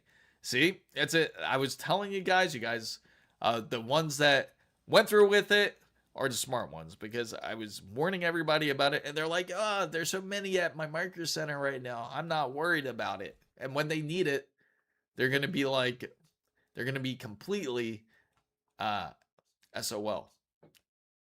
You see? And the pricing phenomenon has continued. And there it is, right there for you guys. Pepperell says, has anyone on the iGPU Intel process? You don't need a dedicated graph. And that's the thing. I feel like they're probably going to end up pushing that more. APUs. I'm surprised that AMD hasn't announced the 9000G. I could have swore that they were going to announce it in the keynote. But I guess the 9000G didn't even show up, which is pretty crazy. What will the prices be in the 60 series? Still bought mines at 4080 and about 1,500 euros last card. I paid that. That's insane. That's why I got my 5080. Hold on, guys. I'm gonna try to fix something on the chat, so I'm gonna kind of return back here real quick because it seems that for some of you guys, the chat isn't showing up on the regular stream here. So I'm gonna fix that real quick if I can. Oh, hang on, guys. Apologize about that. Let me see. I'm just trying to copy something over here to make sure it's working. Let me see.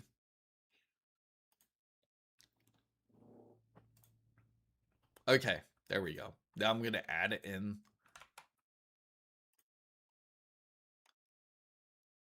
It says add this as reply only bot with its own browser. It will not capture messages, but we'll still let you send them. What? Okay. Let me see. I'm going to try to turn it on and off real quick. I'm assuming it is. Let me see which one it is, guys, real quick. The N77IU. Okay, it's this one. So I'm going to try this again. After the window opens, sign in if required and confirm the chat is visible. Okay, give me a second, guys, and hopefully you guys pop up there. So I do apologize for those on the mobile side. I'm fixing that now. Okay, there we go. So means that's just not all 5K. Am I missing something? Wasn't it showed? I was read. No, they didn't show it in the keynote. They didn't show it in the keynote. They might have showed it after with the slides. That's probably why. I haven't kept up with the slides recently. I know they had the only one I really kept up with, to be honest, is the 9850 X3D slide. Yeah. The 5090s didn't change pretty much in Poland, from what I remember. The last, yeah, from 2 months ago. You might as well take advantage of it. I wish that the rising prices of RAM and SSDs and GPUs might from the CPU prices from back of the hobbyist demand. I'm just missing the CPU and PSU now. Shake my head. Oh, that's like, so if you're just missing the CPU and PSU, that's a good thing. But I feel bad for most people out there that have to end up suffering and not being able to enjoy building a PC. I do like the fact, here we go, we're gonna go back into it. So I do like how I do like the fact how they put pricing notice.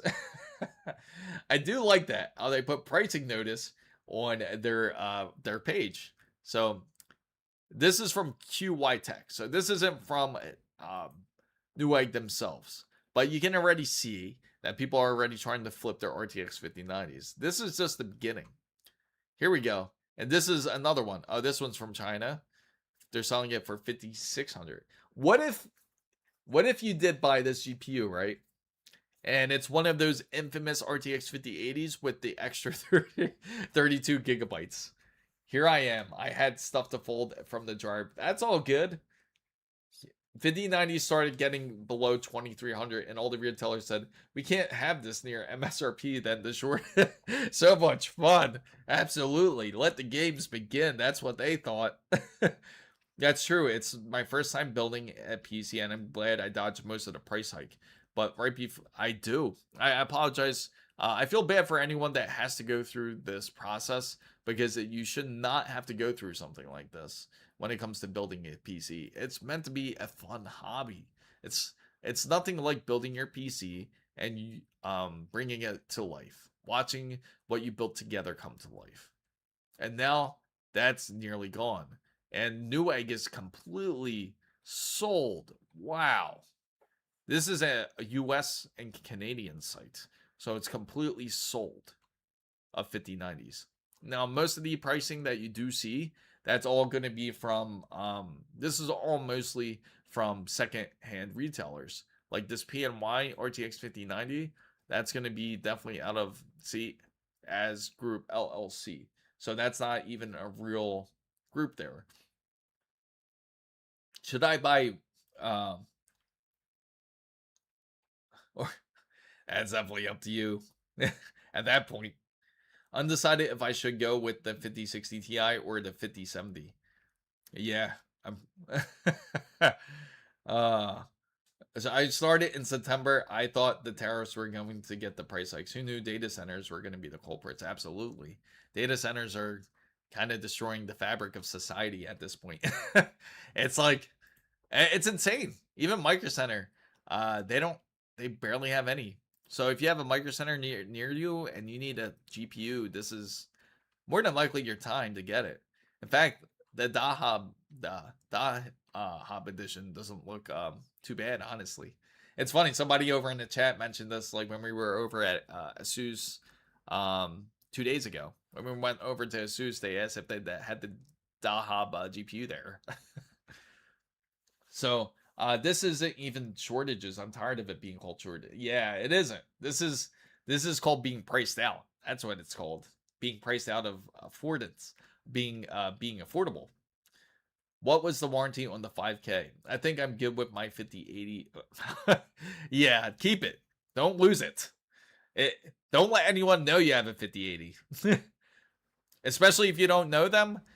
Be cautious. Is it possible to wait until May and PC? That is being to be honest, Mr. Pro, that is being hopeful. It is certainly being hopeful. A lot of this is like 2 times worth more than a PC. I'm curious about how the 5070 Ti's look. They probably went up in price too, I would think. They're probably in the thousands now. No, surprisingly, they're holding well. they're holding really well. So 5070 Ti is realistic. So if you're looking to do a build, honestly, a lot of people would be satisfied with the 5070 Ti or RX 9070 XT if they're going to hold. Is the GPU about to be on the Intel build? Straight up scalping and price gouging. Absolutely. It's disgusting. Germany 5090 low prices 3,500 euros in PNY. Oh, wow. Yeah, exactly. PNY is like the low brand here. My trust build GPU is to get 2. Yeah. You might as well have 2 GPUs at this point. I hope. This is kind of, to be honest, this is scary for a lot of people. It's even scary for us. Like I know there's a lot of guys out there think we're a bit more privileged because we could get like PC hardware. If we contact the manufacturer, we can get it, but that's not really the point of it. The point is our purpose for when we create and build PCs is to show everybody out there, and so that way you guys can be able to do the same thing and do like similar builds. But the problem is nobody's going to spend this money. It's going to be insane. At this point, it's a bit more realistic to go 5070 Ti for people to afford. So next GTA 6 will be delayed because of probably. We probably get an AI version of GTA 6 before the actual GTA 6. eBay almost sold me. Scary. That's scary if that's the case. And Mr. Pro says, well then I would have fun to build one. I have a choice to bid for a mid-range GPUs go up a lot as well, like a 5060 Ti. It's a possibility if demand continues to go through the roof. I mean, look at this. It's the 5070 Ti is a bit more fair, but it doesn't make sense for me for a 5080 to be nearly double the price of a 5070 Ti. That makes no sense. We're gonna go to the price chart actually after this, because for it to be $1,400 for a tough gaming overclocked version makes absolutely no sense at all. The big three, you pay $3,700 to $4,000. Insane. I mean, 5070 Ti and 9070X. Yeah, exactly. For $1,440. I mean, you can get away with it 4K for anyone who wants to use frame generation. as you know how we feel about the whole frame generation side. I think we're over. I think give it until next month. I think they said this in November, even in October, didn't they? Didn't they say the same thing then? Let's go take a look at the pricing chart, pricing graph for GPUs, and here we go. We're gonna click into it, and here we go. This is going to be the tell. We're gonna go straight to 5090s. I'm not gonna go straight to some BS here. Let's go 5090. Let's see. 4090s are, that makes no sense. That's so weird how they have a price. This has to be MSRP because it makes no sense at all. From what it sees, do you guys see this? You see how the 59, this is a 4090, guys, just to let you know. So obviously when it released at first, it was between that 2200 mark. That's what they said. But I remember it being closer to 1500. Oh, I bet. Yeah, 6 years would be insane. Jonathan Lopez says, I just found the 5090 for, oh, you better get it. I would get it. If you need it, you should get it. I highly recommend getting it because you're going to really regret it if you don't. Okay, so if you go forward, let's go to today's matter here today. Because when you go to today, if you guys can see it, it jumps up past $3,000. So that's not a good sign at all for those who are looking for a 4090. That doesn't make sense. For the 5090, what? That seems to be, that doesn't make sense at all either. I don't think this graph has been very accurate here. It's going to change for sure. I don't think January's really been thrown into here. 800 would be nice. Remember I said all 5090s can be. I know. Is the chart saying where? Yeah, I know. That's what I mean. The deep shading. So the whole deep shading. Let's go back to the 4090s real quick so I can explain it. So if you look at the 4090s, like back here, so this is like the stock that they had, and then when it goes here, this is when the stores don't have it in stock, and then this is, I guess, they go off of They go off of the metric of what stores have. And then once they realize what stores have, that's what that spike is. That's all that chart means. Yeah, we see a big crash in the market because nobody buys a 5090 for 6,000. And yes, that's the thing. You'll have massive deflation if that's the case. If that did happen. Now let's look at 5080s. So you see a slight uptick. It's saying originally, okay, this is where I remember the pricing a bit closer to like 1,1300. Not even. It was way cheaper, in fact. I remember the 5080s, you could get them as low as like around 1,100 bucks, like a 5080. Yeah, like 1,100, like around December.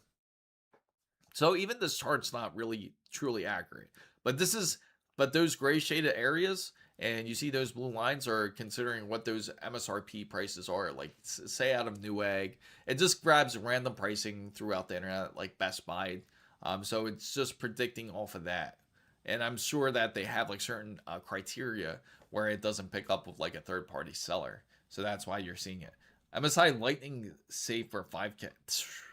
Man, you have to be super lucky to get one. MSI Lightning for a great deal. Not a lot of people are going to end up getting that. If you have that card, you got to have it set. You have it. There's no way you're gonna set it up horizontally. There's no way. That's a vertical card right there. Make every gamer hate you. This is a gas out is hilarious. Make every gamer hate you. It seems like it. It seems like it. It's crazy. It's really crazy when you think about it. Again, the best one that has. Let's go to Best Buy because we haven't checked out Best Buy in a while. We're gonna check out Best Buy to see what they have in stock here. Let's feature top deals for the new year. I'm curious if 5090's in there. Let's go. Let's go take a look. See if 5090's in there. Okay. All tech that nobody here is going to care about unless you care about a HP laptop that's full HD. Okay. Let's look up RTX 5090.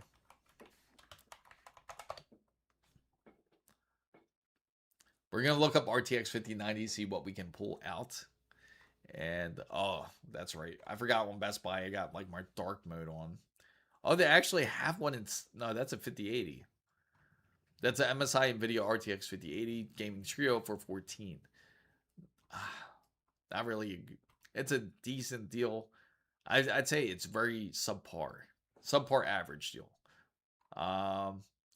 They have 5080, 5070 Ti. The 70 Ti's are not a bad deal. The 50. So if anyone's gonna build a PC, I would go for the 5070 Ti's. And you know what the crazy part, guys, is the fact that if you guys remember earlier in the chats or earlier streams, I had mentioned that when it comes to the let's go to Micro Center because you can see better because I got dark mode on. But if as I mentioned, NVIDIA is going to stop producing these RTX 5070 and the RTX 5070 Ti cards because they want to focus a bit more on the whole production end when it comes to their 5090s more than anything, and when it comes to their larger cards. So they want to kind of get rid of the lower value options. Again, it's just like what Gaz out said, make every gamer hate you, because they certainly are. Because if you take a look on the Steam hardware survey, which we'll take a look together, in fact, let's look together on Steam hardware survey.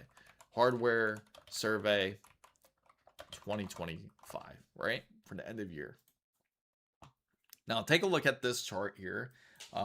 So if you guys check out this chart, so this is going to be the average system that most people owns. So you take a look down here. Most people own Windows 11, no secret, right? Everyone uses practically Windows 11 at this point at 64-bit. Lock cases. Yeah, you're gonna have to lock your case. Don't tell anyone you own a 5090. It's funny how Xbox did everything they could to gouge their consumers this whole time. I know they did terrible. That's, you know, the one booth I didn't go to was Sony. I never had a chance to go to Sony, but I still got to go see the Athlia. Price to performance, the 5070 Ti is great. I agree. Same thing with the 9070 XT. It's kind of pretty much forced people into that suggestion now. System RAM is at 16 gigabytes is the average system. Now the Intel speeds are between 2.3 gigahertz to 2.69, so that's more like like a 12600, just say. Physical CPUs are 6, yeah. So yeah, as we mentioned, video card description is NVIDIA RTX 3060. So that's the average GPU out there. VRAM is usually about 8 gigabytes. The primary display, 52% of users are using 1080p. Multi-monitor desktop resolution is 3840 by 1080 for those who have more than one monitor. Language is English. And now the free hard space is between about 200 to 500. So again, you're seeing a massive decrease in that. You have a bit more users who are choosing MetaQuest as a headset, but those are the numbers that they have. Now, when you click into it, you can see it a bit better here, and you can see on average how many people own of what. So again, you're not really even going to see too many 5090s. Like 5090s on the list, but only 0.36% of users match up for the whole 5090 side. So not a lot of people are going to own something like this. It means like so when they mean that, they mean like if you own 2 different monitors, and when they add it up, that's that resolution. That's what that means. So for those who use it for like a multi-platform purpose, like for example, they use one monitor, like for the best description I can say is like for those who are into like simulators, like flight simulators, racing simulators, that kind of thing. So that's what they mean by that. I'm not going to buy it, but I want to see the price tag of Steam Machine. Wouldn't be surprised if they just cancel it. And the funny thing, they haven't announced a word about it. Thermaltake, I will get fans. I bet you we'll see it at Computex. That's probably when we see Steam Machine. We'll probably see the concept of it at least. But it's making me doubt it's going to be released this year. Yes, and you can use it for streaming as well. So, where is the 9060 XT on the chart? Nobody is using it. I'll show you. So if we look up, I'm just going to search it because it's a lot of choice here. 9060 right here. 9060. 9060. They probably threw it in the other category. Let's try 9070. No, that's no way. That's too hard for me to believe that no one's using it. Let's see. AMD 6750, 7700s. Let's go up here. 7600, 70. Let's see. 6600. Yeah, where is it? I know they were on the chart.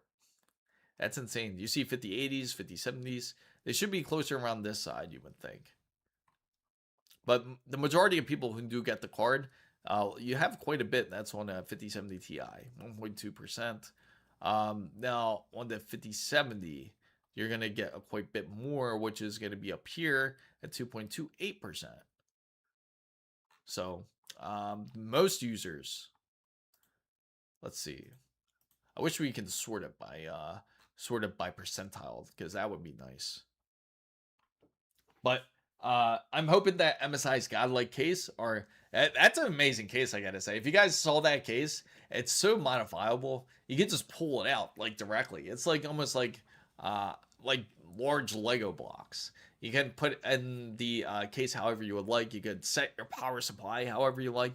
I do like the design of that modifiable case. That's fire, I gotta say.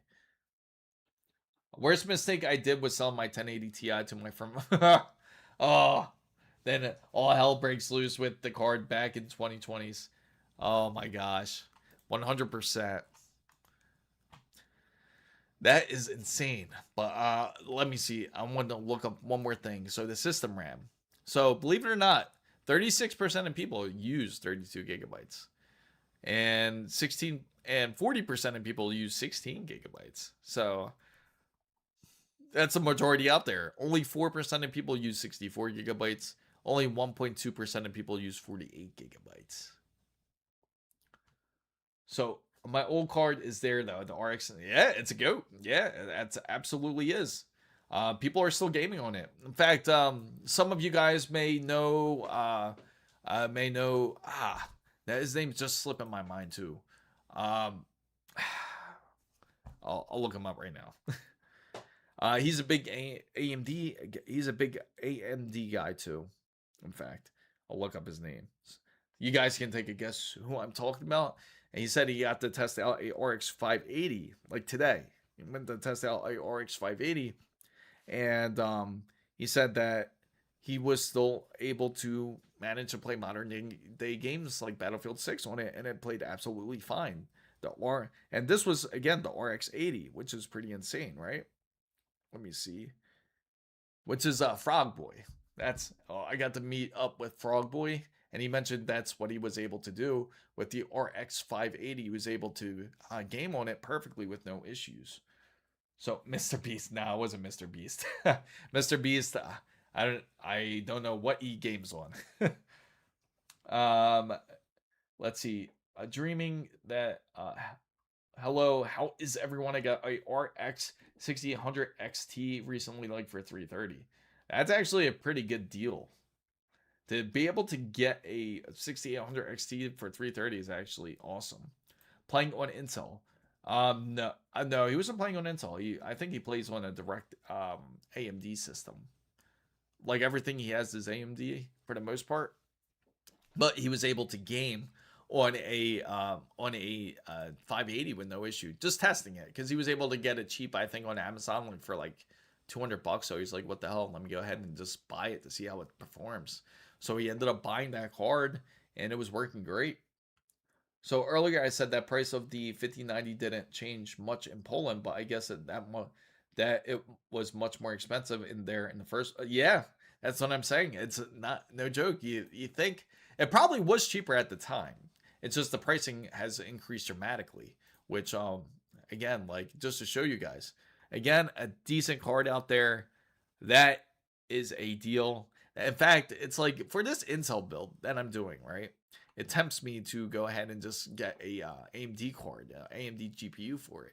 But instead, I do want to build a decent system for you guys, and I'm definitely going to. So far, this is what we have for it. For project not Snow. It's the next project over, Project Aura, which is going to be the X870E Gigabyte Ors Master. And I was waiting. I'm going to do a little bit more research to see where they are on the processor side. But I was waiting on Intel to drop their processor. We're going to do that. We'll get their processor, which we'll definitely go and do a stream sometime soon. In fact, in real life stream of Micro Center, we'll head out there and pick that up. And we have the RAM already available. All we need really is, we have the case. We have just about everything. We just need a GPU, I think. I have to go down the list and double check. But for that build, I think we're pretty much set. So I snagged a 5060 Ti 16 gigabytes for $370 at the end of the year last year. Good move. I'm glad that you were able to do it. A global effect, absolutely. Great deal. It's K today. I meant we had 23% on. Oh, yeah. Yeah, that's the biggest thing, is the whole VAT tax, I know. Now, this Dahab Core Edition doesn't look so bad, right, guys? Especially for the pricing now, like for the 5090s. It's a shop now if you want it. Let's take a look. It won't even let me click it. That's crazy. We did see it earlier, though. It's right here. $1,900. They have an open box, guys. Anyone over in Miami that wants the Dahab edition, they do have it for $1,700 baht. $1,700. That's Micro Center certified. Select open box, see warranty details. Okay, so they don't have it new. Someone did manage to buy it, and then I guess they returned it. I hope it works. Usually Micro Center is pretty good when it comes to their warranty stuff. So my setup is the RTX 3060, 12 gigabytes, AMD Ryzen 5 7500F. And when I put the new GPU, it'll be RX 6800 XT and the AMD Ryzen 5 75. Oh, okay. Quite an interesting setup, I gotta say. How can you tell if 5090 all the 5090s have AI? They all do. That's the biggest thing that they're pushing, especially with the LSS 4.5. You know what the crazy part is, guys? Is the fact that if you guys take a look, at the performance levels between the four. This is what I've seen as between the performance levels of the DLSS 4.5 compared to say the 40 and 50 series are fine. They're great. They're phenomenal. But when you compare it to like the 20 and 30 series, they drop down as low as 15% in performance. So if you have the new driver and you have new DLSS 4.5 and you have a 20 and 30 series, you might not want to use that driver and you might want to go back and use DLSS 4 instead. So yes. Oh, not so. Oh, Noctua edition. Yes, they do have a. This isn't Noctua edition. This is Dahab edition, right here. So, I bought a Ryzen 7800 X3D, a 32 gigabytes DDR5. Open box. I know, right? Some people feel that way, but at this point, people are desperate to get a GPU now. But you bought ROG B650 Wi-Fi NZXT H9 case, 400. Oh, really? That's actually, man, that's a great deal. Where'd you pick that up at? Was that over at was that at Micro Center? Does Micro Center have a store in Puerto Rico? Out of curiosity. Oh, yeah, they do have Noctua right here. They have 2 in stock, they said. As you guys know, we did a build recently with this. Not a build, but practically like a refresh on the PC. We changed out the power supply, changed out the GPU, reapplied thermal paste. Actually, I'm using it right now, in fact, as we are streaming. So, steal of a deal, absolutely. Oh, I was not up to date. My bad. I was $100 too low. I know, it's crazy, right? Considering I got my DDR5 in 2023 for like $100 in 2023. Yeah, I'm glad you were able to get it because not a lot of people were able to do that. Not a lot of people could take advantage of that. That's what you got when you got Noctua 5080. Got them confused. Yeah, yeah, that's true. I'm glad that they actually have it in stock. I like how they got the virtual store now. So I bought a Core 7 265K and a Z890 Meg Ace for under. I love that motherboard, by the way. And brand new for the RTX 5090 for founders. Wow. Talk about you reeling in a prize there. That's awesome. So I bought a. So that is a cool card. Damn, it's so expensive. Yeah, it's expensive, but I gotta say, it's amazingly quiet. And the card I have right here that's sitting on my desk, which is no good, by the way. I haven't disassembled the card yet or nothing, which is this one. Which is, you guys might be familiar. Oh, I took it out by accident. You guys might be familiar with this card. This one right here, which is the ASUS RTX 3080 Ti. This one actually had issues. So, yeah, this one had issues, so I had to replace it. I haven't had the chance to like really take it apart and take a look at it, just out of curiosity to see what's going on with it. But I'm curious to reapply thermal paste and see if it works. You know. So how good is the RX 90? It should be. You shouldn't have any issues with that. Running at 1440. Are you running it between 2560? I'm assuming 2560, or is it 3440? Is it that you're running? Soundproof. Yes, that's what. So you're more of. I get it. You're an audiophile. So you prefer a bit more quiet. Yeah, sound. You care about sound. I should say. There we go. Put that back. So. I bought a Core 7 to. Oh wait, I just read that, didn't I? That's weird. But I see you guys over in Sakari. For some reason, I don't know why this isn't working properly. It should be working a lot better than this. Hey Sakari, can you let me know if you're watching on the horizontal, or you're watching on the regular live stream? Or are you watching on the verticals live stream, on the mobile live stream? All right, I don't want to know how many ads Linus shot for all these different companies at CES. I've seen oh, really? He shot like 3 different ads. It's crazy because I didn't run into him this year. I ran into just like about into everybody, but I didn't see Linus this year. Horizontal. Okay, so it's the horizontals that's messed up. I thought it was these. Okay, so I'm going to fix this real quick, guys. I'm going to try to reset this. After the window opens, sign in if required. Okay. So hopefully you show up. Can you try typing again, Sakari? I want to make sure I got it working here. I want to see if you pop up, because for some reason it's not popping up on the regular chat like it should. And I accidentally hit the chat on you guys. I apologize for that on the horizontal side. What the hell? But yeah, I gotta say for CES, it's been quite interesting. I just asked everybody what their thoughts of it was. Why do I stream so early?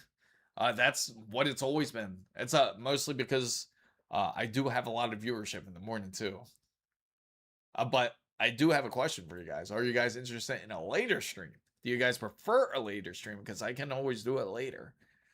So I know what you meant, but it's okay. Oh, there you go. Now you pop up. There we go. That's beautiful. Awesome.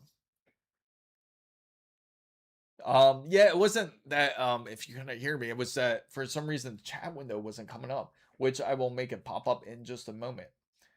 There we go. Beautiful.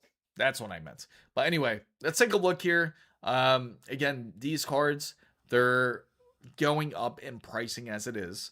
The RTX 5080 has gone up quite phenomenally. Oh, they had the ROG the ROG Matrix, which is pretty insane. It's crazy to see this in a store, by the way.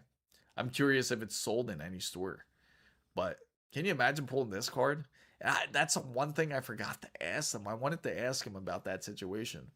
I wanted to ask ASUS how they felt about that 12-volt high power port not being completely centered like it should be. I just like I like the early stream. A lot of people do. It seems that a lot of people love the early stream more than anything. All right, so if you look up RTX 5090, for those who are just tuning in, we were just talking about this. You tried to look up RTX 5090 at a Micro Center, and as you guys know, if you followed the earlier streams, not the CES ones, but prior to that, the streams were, if it was about the looking at these cards, the RTX 5090s, they're all officially sold out. There was literally, you can go back last Saturday, and there was 20 in stock of these RTX 5090s, and now they're completely sold out, which is insane. So the same thing with the MSI NVIDIA RTX 5090, the Supreme Liquid, the Zotac Arctic Storm AIO is sold out, and these were all in stock originally. Hope they fixed that. Dear Bauer did a video of that. Oh, did he? Had 3 in stock yesterday, sold out. Now insane that someone just goes into a store. Absolutely. Some of the people that just goes into a store ends up like just putting the money down on a GPU isn't always just us gamers out there. It's going to be people. There's 2 types of. I should say there's 3 types of people in this world. You have us, the gamers, who just want to be able to get a most awesome card. For some reason, you want the best card, even though you know you're not going to fully utilize it. Some people will end up purchasing the best anyway. So you have number 1. Number 2, you have the people that come in there to be pretty much the scumbag of the earth, which is to purchase it because they know that they are selling out quick, and that they can do a quick flip on some place like eBay to make a little extra cash. Not much, but a little extra cash. But you have those guys. And then number 3, you have guys that are interested into purchasing a lot of RTX 5090s in order to take advantage and create an LLM, create their own type of learning model, create their own local AI. So you do have those type of people. LSG, what's going on? I finally made it back to Miami. Made it back to Miami. So I wonder how people. Yeah, that's what they probably do. Most of the time, that's what most people do realistically, is throw it onto some credit from a viewer standpoint, this is a good time to stream a Saturday morning for many. A large number, yeah, I agree. I feel like a lot of people enjoy watching something early in the morning. I feel this is perfect. Once people heard the 5090 might double in price, I knew many would be sold. Scalpers. Pretty much, yeah. Yeah. Yeah. So you have those three type of people in the world right now. Wish I would be in Miami right now. Damn, it's cold and dark right. You know, I gotta say, freaking Vegas is cold. Like it was cold when I was there. There was a couple days where it was pretty nice, but it was cold. I'm on a 5700X. Hey, nothing wrong with that. 5700X is a great processor, and that's all it took for everyone to jack up the price of rumor. Again, no stop in manipulation, absolutely. Because again, we took a look at the price charts, and the price charts absolutely make no sense at all. Because you look at, say, a 5070 Ti, they're actually very fairly priced. And a lot of gamers will be happy with this. If you're a gamer, you want to play in 1440p, this is the perfect card to go. In fact, if you guys got to see that stream, not the stream, but well, stream too, but I had a stream of when I was at Samsung's first event.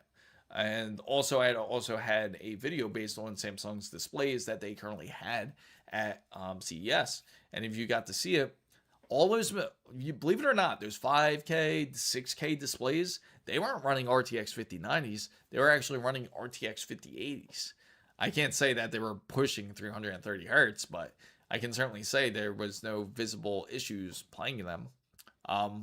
And again, like, so if you're looking for a card, you don't 100% need a 5090.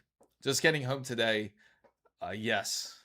As you can tell by my voice, LSG, I'm beat. I am beat. I think after this, I'm going to just pass out again, to be honest. Because after dealing with all the different representatives and everything, you know how it can be, LSG. It's very exhausting. It is super exhausting. Plus walking 15 miles a day at least. -4 in Fahrenheit. Oh wow, that is cold. That is freezing. I feel bad for you, Sakari. I'm completely satisfied with my AM4 system. Hey, I'm glad you're happy with it. You don't have to get rid of it. Try to weather through the storm, because that's all this is. It's going to be quite volatile. And it just seems like it's just nonstop practically. I mean, look at this. The ASUS NVIDIA RTX 5070 Ti, very fair deal, which is $830. The ones that are going to be out of control right now are actually the 5080s. The 5080s are much more expensive. 35 degrees and sunny here in Arizona. Awesome. What? 35 degrees Fahrenheit, I assume? 35 degrees Fahrenheit or 35 degrees Celsius? Because 35 degrees Celsius is hot. And 3080 Super may have been made and comparable in 4090. Shame it would be okay, Fahrenheit, so it is cold.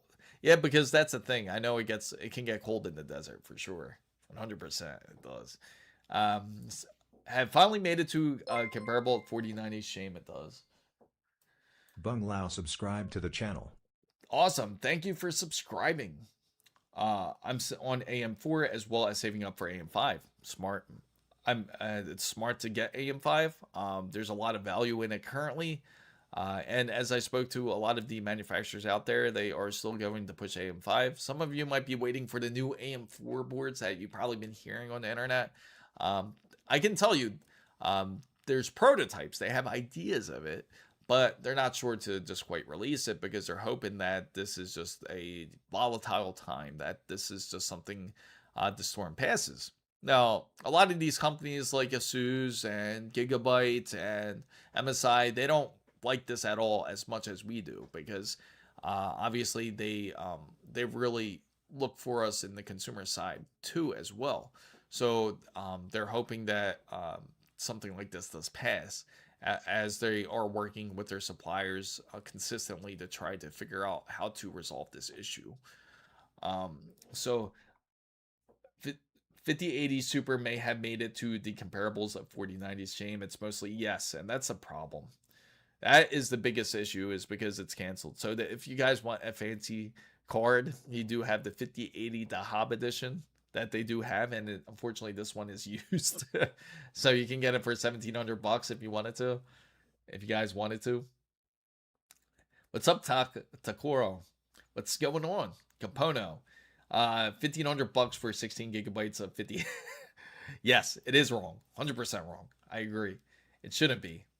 What's your opinion? RTX 5070 is decent. RTX 5070 is not a bad card. I'll show you. In fact, let's go RTX 5070. It's a great value for what it is. 12 gigabytes. You can get full 1080p. No issues there. You definitely can get it. You can even game decently on something like on 1440 if you wanted to. Of course, you won't max out at, say, like 320 hertz. Say if you did have that availability for your 1440p monitor, you won't be able to do this, something like that. But you certainly could be able to game at 1080p very comfortably. 1440 probably up to, say, maybe about 180 hertz about. But yeah, great card for anybody out there that is on a budget. 12 gigabytes is enough, plenty of enough for you guys out there that are looking for something like that. So Neb, Val, subscribe to the channel. Thank you for subscribing to the channel, Val. Now I do also want to bring up there, 5070 Ti is great for anybody out there that is pushing their 1440 to the max. Like if you're running at an ultra wide resolution, then it would be worth getting something like that. Again, it's a very awesome deal that you can purchase it for, especially for those who are looking for like a short form factor build. Then why not go for it? It's great. It's awesome. You can take it on the go with you if you wanted to. Build practically your own Steam machine. That would be fun to do. But with the 5070, you do have a lot of options out there. So, in my opinion, it's true value example 5080 versus the 5070 Ti. Why you have the text now alert? Text now alert? What do you mean the text now? So, in my opinion, is it true that the value example of the 5080 versus the 5070 Ti is let me see. No, it's truly a value between the 5070 Ti because compared to the 5080, yes, it has a bit more of a better clock and things like that. But not everyone's going to take full advantage. 5080 again could do 4K with no problem. At Ernesto _ my fave tech super chat at $2. Thank you for your coverage of CES. Hashtag no sleep. Yeah, no kidding. Thank you, Ernesto. I do appreciate it. It was not an easy time. As you can see, I am so exhausted. I lost like probably a good 50% of my voice here. If you compare that to the value jump, yeah, exactly. It doesn't make sense. It's like, just imagine if you could go, if you can do something like Sly. Remember a Sly? If you could do something like that with the 5070s, because you think about it, you could get two 5070s, right? 750 plus a $750, just say. Or in fact, say you get the cheaper one. Say you get the Shadow, where it's 550. You buy two of them for $1,200. And how's that make sense? How's that make any sense at all when you can get a, that's like the price of, it's still cheaper than the 5080. You can build two PCs nearly for that price. In fact, you know, we should do something like that. We should just get a 5070 and just throw it on 1440 and see how well it does. Just a simple on a build of an Intel PC with a 5070 or a 5070 Ti, just to give you an idea. The stream alert is a text now app notification, or oh, is it? Hey, did you? Yeah. Oh yeah. Frog Boy, I met Frog Boy. I met your favorite guys out there. Tech Stores, he was out there. I met just about everybody. The only person I didn't get to meet was Linus. But yeah, everyone's cool though. I can say for the most part, I haven't met anyone that was like really that bad. All of them are good guys. A lot of them are. So what is I'm assuming what is the best CPU for CGI for $200? Or okay. Sorry, I'm just trying to translate through your question here. What is the best CPU? I'm assuming for a CGI for 200 bucks. Go Intel if that's the case. If you're trying to do more CGI, go Intel. You want to go for something more or so for, let's see, you can always go back to like the more of the 12600, 12700K if you're only spending 200 bucks. I usually recommend a higher CPU if you're trying to go CGI because that's definitely a lot more important than a GPU if that's what you're trying to do. Because when you're going to do something like CGI, it's more or so production. So you want a best best CPU and more of a mid-range GPU. No, I did not. You know what? I did meet him. I think I did meet him. In fact, it's funny. I did meet him. I was watching his CES. In fact, he was over at where did I meet him? I met him over at ASUS. In fact, he was at ASUS. Yeah, it was pretty hilarious. In fact, he's cool. He's cool too.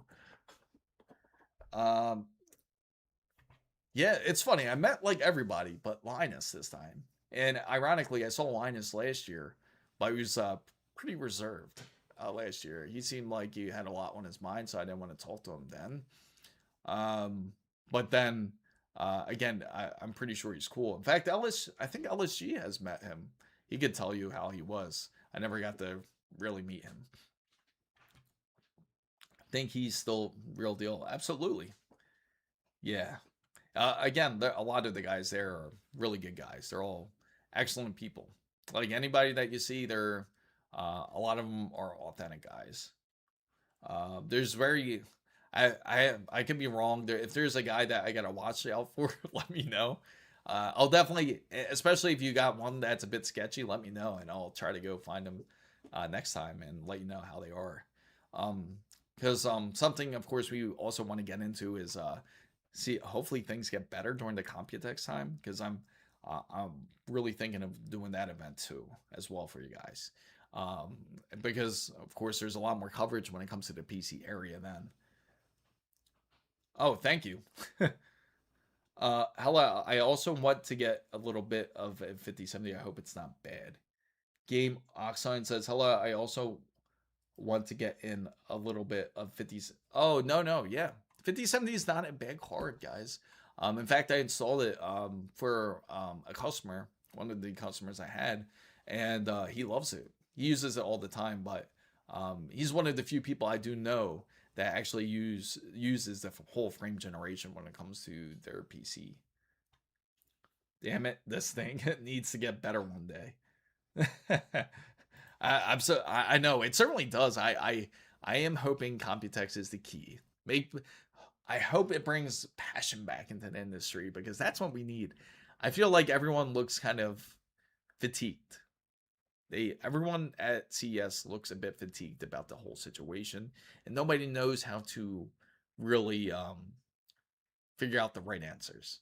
And as I would get close to figuring out the answers of things, even for you guys that are just coming in, I just have to tell you guys I did attempt to go to SK Hynix, and they would not let me in. They did not let me in because I did not book an appointment. And I said, you know what I should have done? I should have been like, oh yeah, remember I booked an appointment with you guys, blah, blah, blah. I should have done something like that to try to get in. Because then we can ask some serious questions there. Because they're the ones that have the answers. They're the ones that I need to ask. And unfortunately, I cannot get in with SK Hynix. If I could, I would. I was going to drill them with some questions. So I want to go from the 9060 XT to a 12 gigabyte to the 5070 for ray tracing. Using hardware ray tracing isn't best. I can understand that. My godlike will be here Tuesday. I don't want to wait. Man, please take pictures of it when you get it. I love that godlike board though. It is a beautiful board. Please take pictures, send it on Discord. Would love to see it.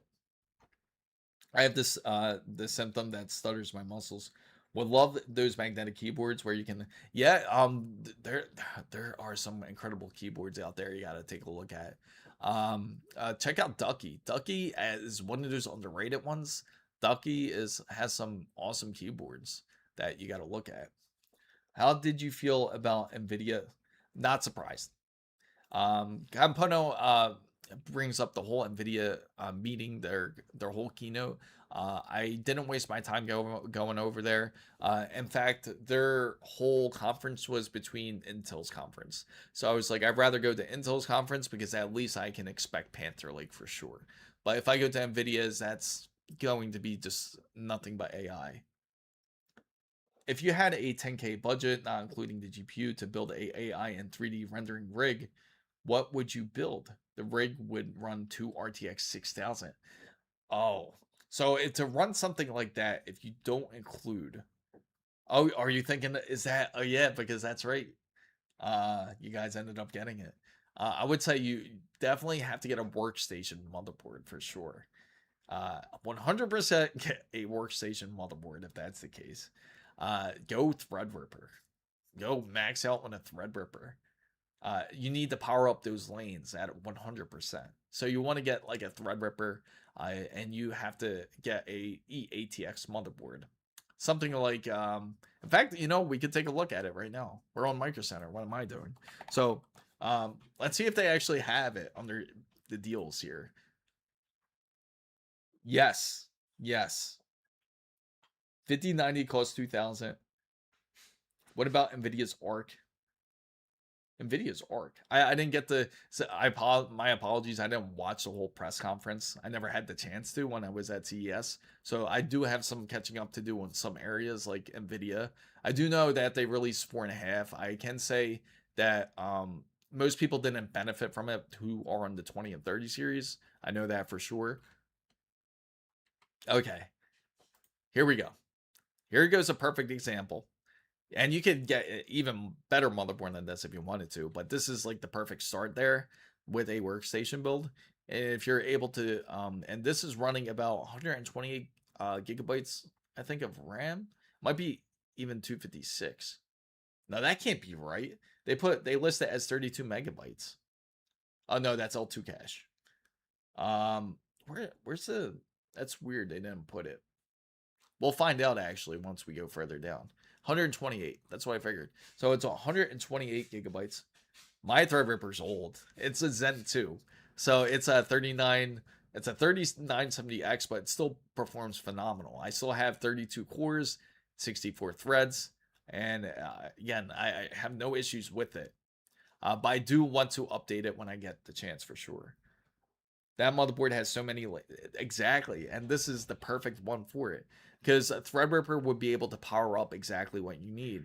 Most ordinary gaming, like say like a regular gaming motherboard, does not. The processor won't have the power to power up both lanes at 16. So this will certainly be able to power up your lanes at X16, whether if it, for both RTX 6000 cards, and you can even go up to 1 terabyte of RAM if you want to. Maybe even to 2, I think. I think it even goes up to 2 if I'm not mistaken. Yeah, 1 terabyte. I'm sorry. 1 terabyte of RAM if you choose to. Oh, Zen 2 came out back in 2019. It released late 2019 into 2020. Get the Arrow TRX 50 from Gigabyte. It's still ATX form, but looks way more elegant. Yes, you can always change it out. We can take a look at that TRX. Let's look at all the TRX 50 motherboards here. Now, if you guys are unfamiliar with TRX 50, what they are is workstation motherboards. And no, this isn't, don't worry, it's not AI. This is just workstation talk here. You can use it for AI, it's up to you. But for my Micro Center, they only have the 3. They have the TRX 50 Sage, and they also have the Arrow D. But the which is right here. This one's open box though. That's crazy. You get it for, well, that's actually not bad. $600. But that's what it looks like, guys. If you have a Threadripper, so it runs some RAM. That's pretty interesting. They have the RAM running both sides. This one's more of the Creator series, but you can easily run it at X16, no problem. I think it goes up to X52. It's pretty insane, like how much lanes you can have with it. PCI Express 5. And you can take full advantage of PCI Express 5 on all your NVMe's if you want to. Not that old enough. Oh, you really think it's not that old enough? It's now we're on Zen 5. Zen 6 would be interesting. Because this is the current one, it's Shimada's Point, where they have their Threadrippers, and that's an amazing Threadripper, I gotta say. It absolutely is. Now, for anyone that's building PC, don't build the Threadripper. For if you are a gamer, this is more for like those who are interested in running like a pretty much like a server practically, or using it for heavy production usage. Like if you're a editor for say 8K films or something like that, that would be important. But something like this isn't going to be for anyone that's going to be gaming. You're not going to utilize it. Anybody out there that's thinking of gaming on this, it's not going to be utilized for that. He was thinking of the 9080 Threadripper, a good choice. That's actually a really good choice. The 9780, I think you mean, right? Is it 9780? I think that's what it is. 9780X. No. 90, is it 9080? AM5 Threadripper. I'll just look up. Always get thrown off with their. Oh, really? I just was on it. Let me go back here. Apologize for that, guys. 9970X, yes. Because I always get thrown off because I think of mines and I always go off of the numbers of like because I'm on the 3790, so I just assume 9790. Okay. That's right, the 99. So many numbers, guys. So many numbers. Here we go. So this one is the 9970X. Now the 99, the higher one than this, I think it's the 9090 if I'm not mistaken. It would be the 9090X. And that would be even more expensive, 99, right? It should be this one, I think. Or has it not released? Yeah, 9970 is the most you can go. Yes, there we go. Thank you, Takuma. The Threadripper 99 the 999.5 WX. Oh, but that's like extreme. So if you get the WX, guys, if you get the WX Threadripper, that's even more extreme. Like that's like what's the crazy thing is if you end up getting something like that, that's just you're gonna spend, that's like your whole budget right there. 10K minus 5. Yes. In fact, let's look it up. The 95X WX. See if it comes up. There you go. That's like 11,000 and it's sold out. There it is. Heatsink, they emphasize the heatsink is not included. When I see the prices like these, I think used car or new platform. Pretty much for that kind of price, right, guys? And that's way over budget there. But again, that's just like overkill at that point. Way overkill for most people out there, in my opinion. Unless you're just insanely active. Let's see. 9980X. There we go. And we'll take a look at that. But yeah, this is the perfect choice for you.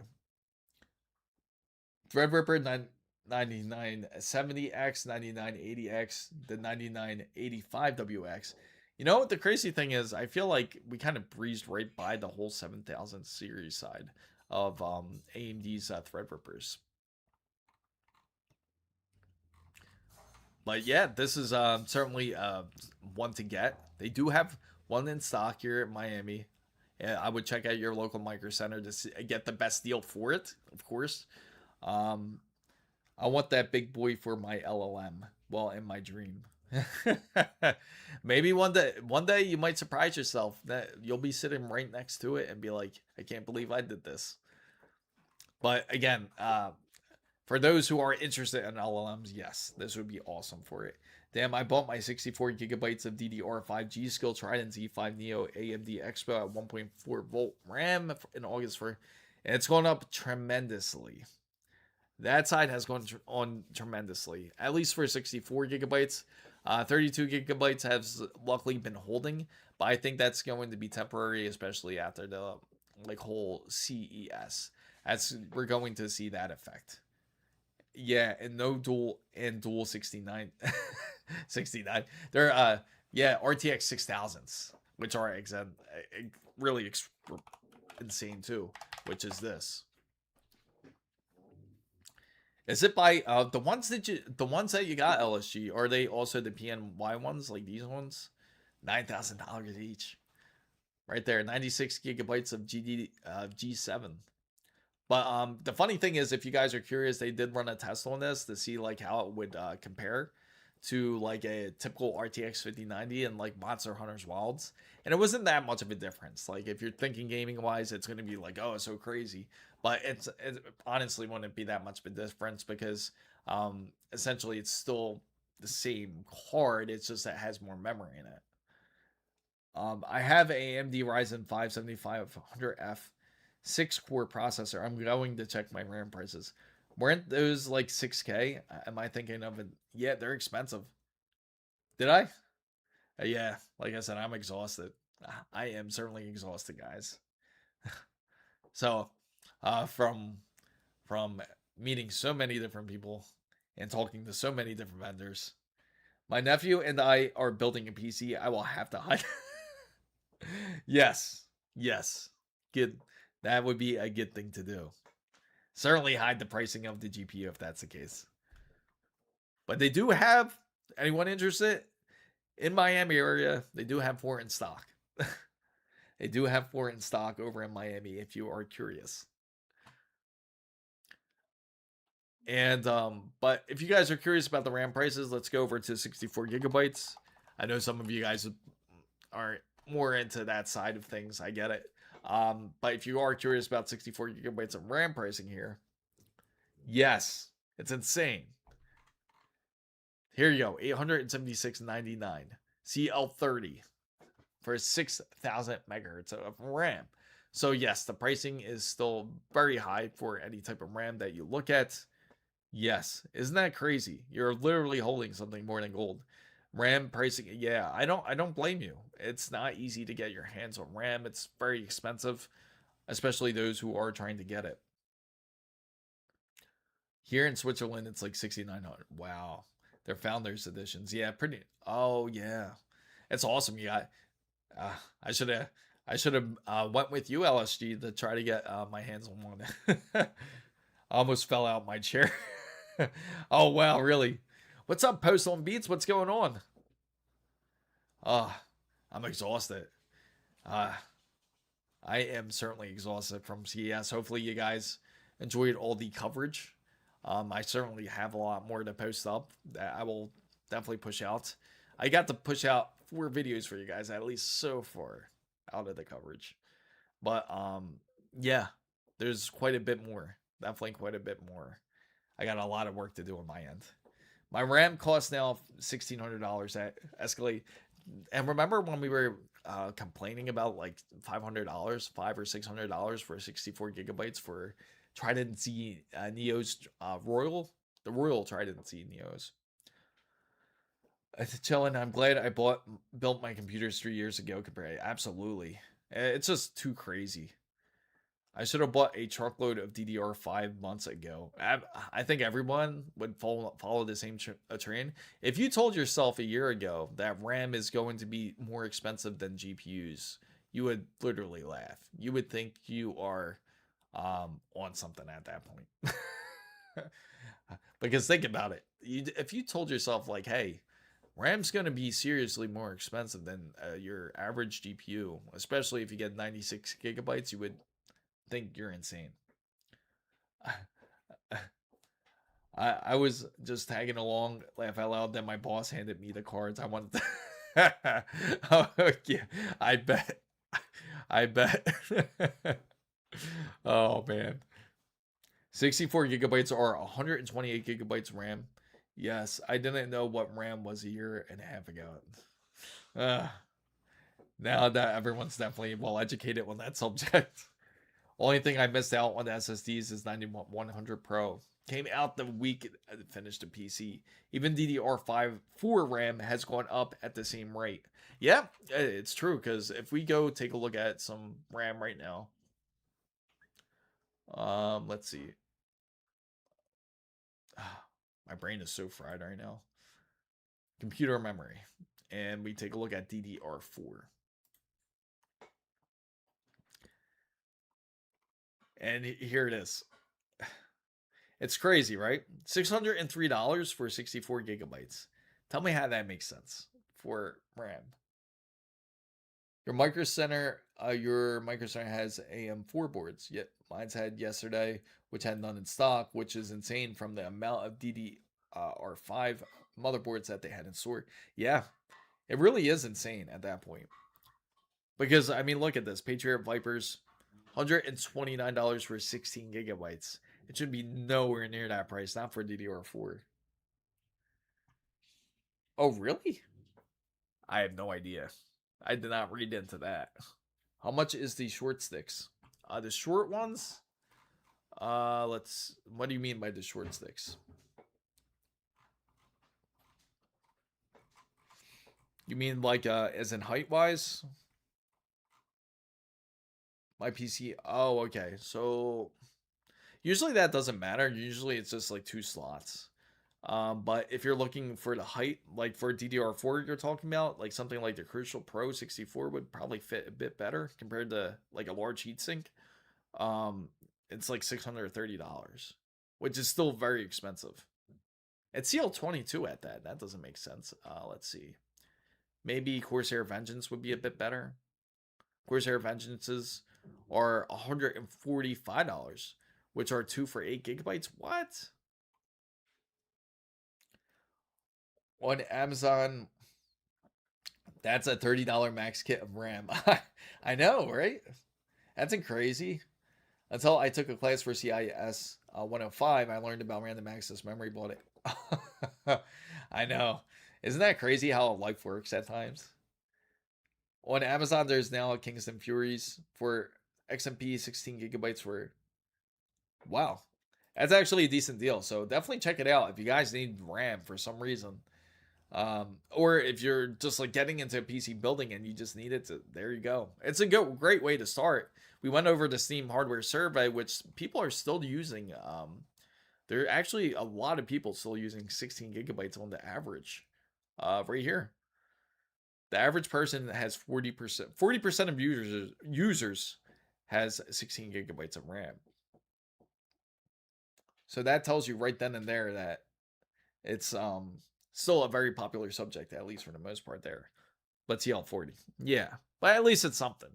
At least it's something to get started. You don't have to spend $400 or $500 on some RAM, which again can be insanely expensive. Or if you don't have anything at all, just get the kit. Start with the kit, the AMD bundles at Micro Center. If Micro Center is 7 hours away from you, it's worth the drive. Just make sure they have it. Don't drive there for nothing. Call them, make sure they have it, because let them know you're driving 7 hours away if that's the case. But it's worth the drive because you won't pay nearly as much when it comes to your PC. Anyone that does already own DDR5, take care of it. Keep it cool and don't push it too hard. Absolutely. Definitely take care of it. You want to make sure to dust it nice and clear. clean out your PC. It's funny. It's a subject that we recently talked about because dust is definitely one of the factors that can certainly that do a lot more harm than good than most people realize. Even though you might feel like, yeah, my room doesn't have that much dust, but when you put your PC into the sunlight, you'll actually see how much dust is in there. Sure thing. I would love. Let me know the website, Jack. You can reserve the kits online before you. So it's so funny. I always think now when I think about reserving kits online, you know what I always think of? I always think about Corsair's debacle about when they had the 64 gigabytes of RAM that you were able to get in pre-order, but they said, "Oh no, this was a mistake. this was a mistake. It wasn't. This is the wrong price." You got a link to that Kingston app? I'm not finding it. Going to the yards, yeah. You know what? You know what's funny? The most you can probably actually make out of a lot of those pre-built PCs that has RAM in it, um, because you might have those older people that just buy a computer, they'll buy a PC, but just sells their PC for dirt cheap because they don't use it. Quake Gang says, I got 96 gigabytes of CL36 Corsair for 270 USD 3 months ago. And it's what, isn't that crazy how that works?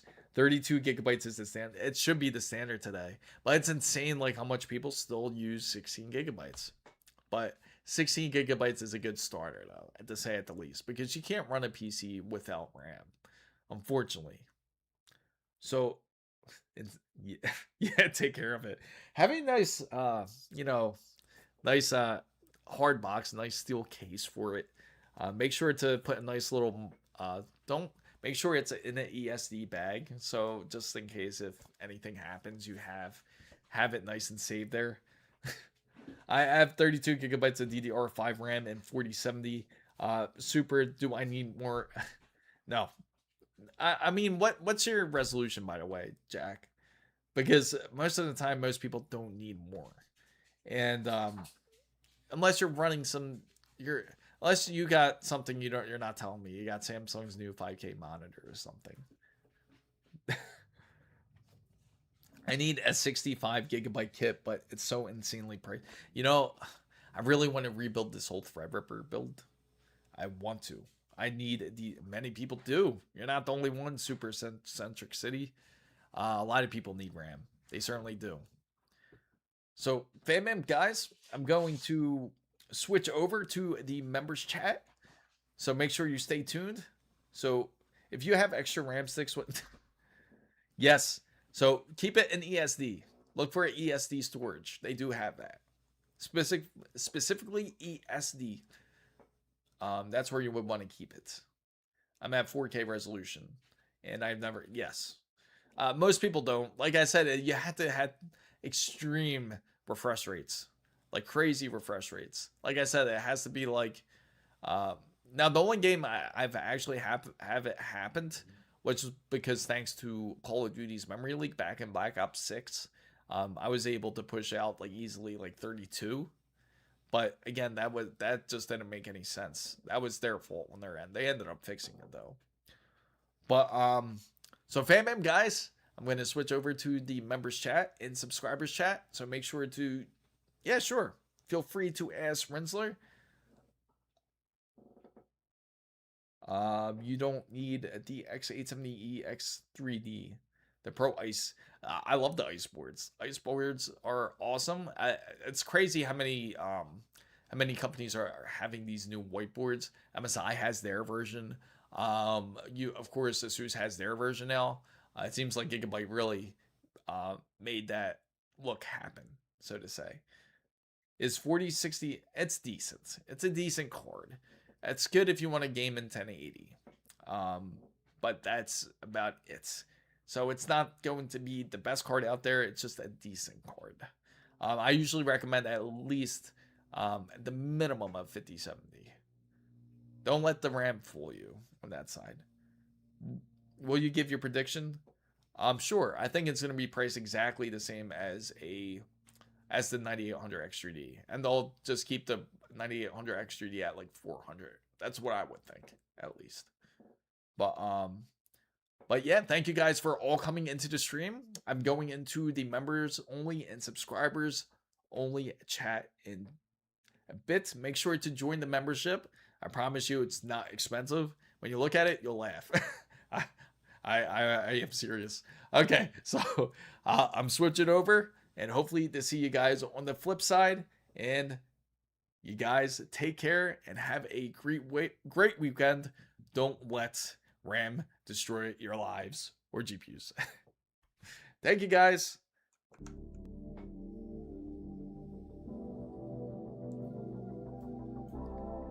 Happy New Year, guys.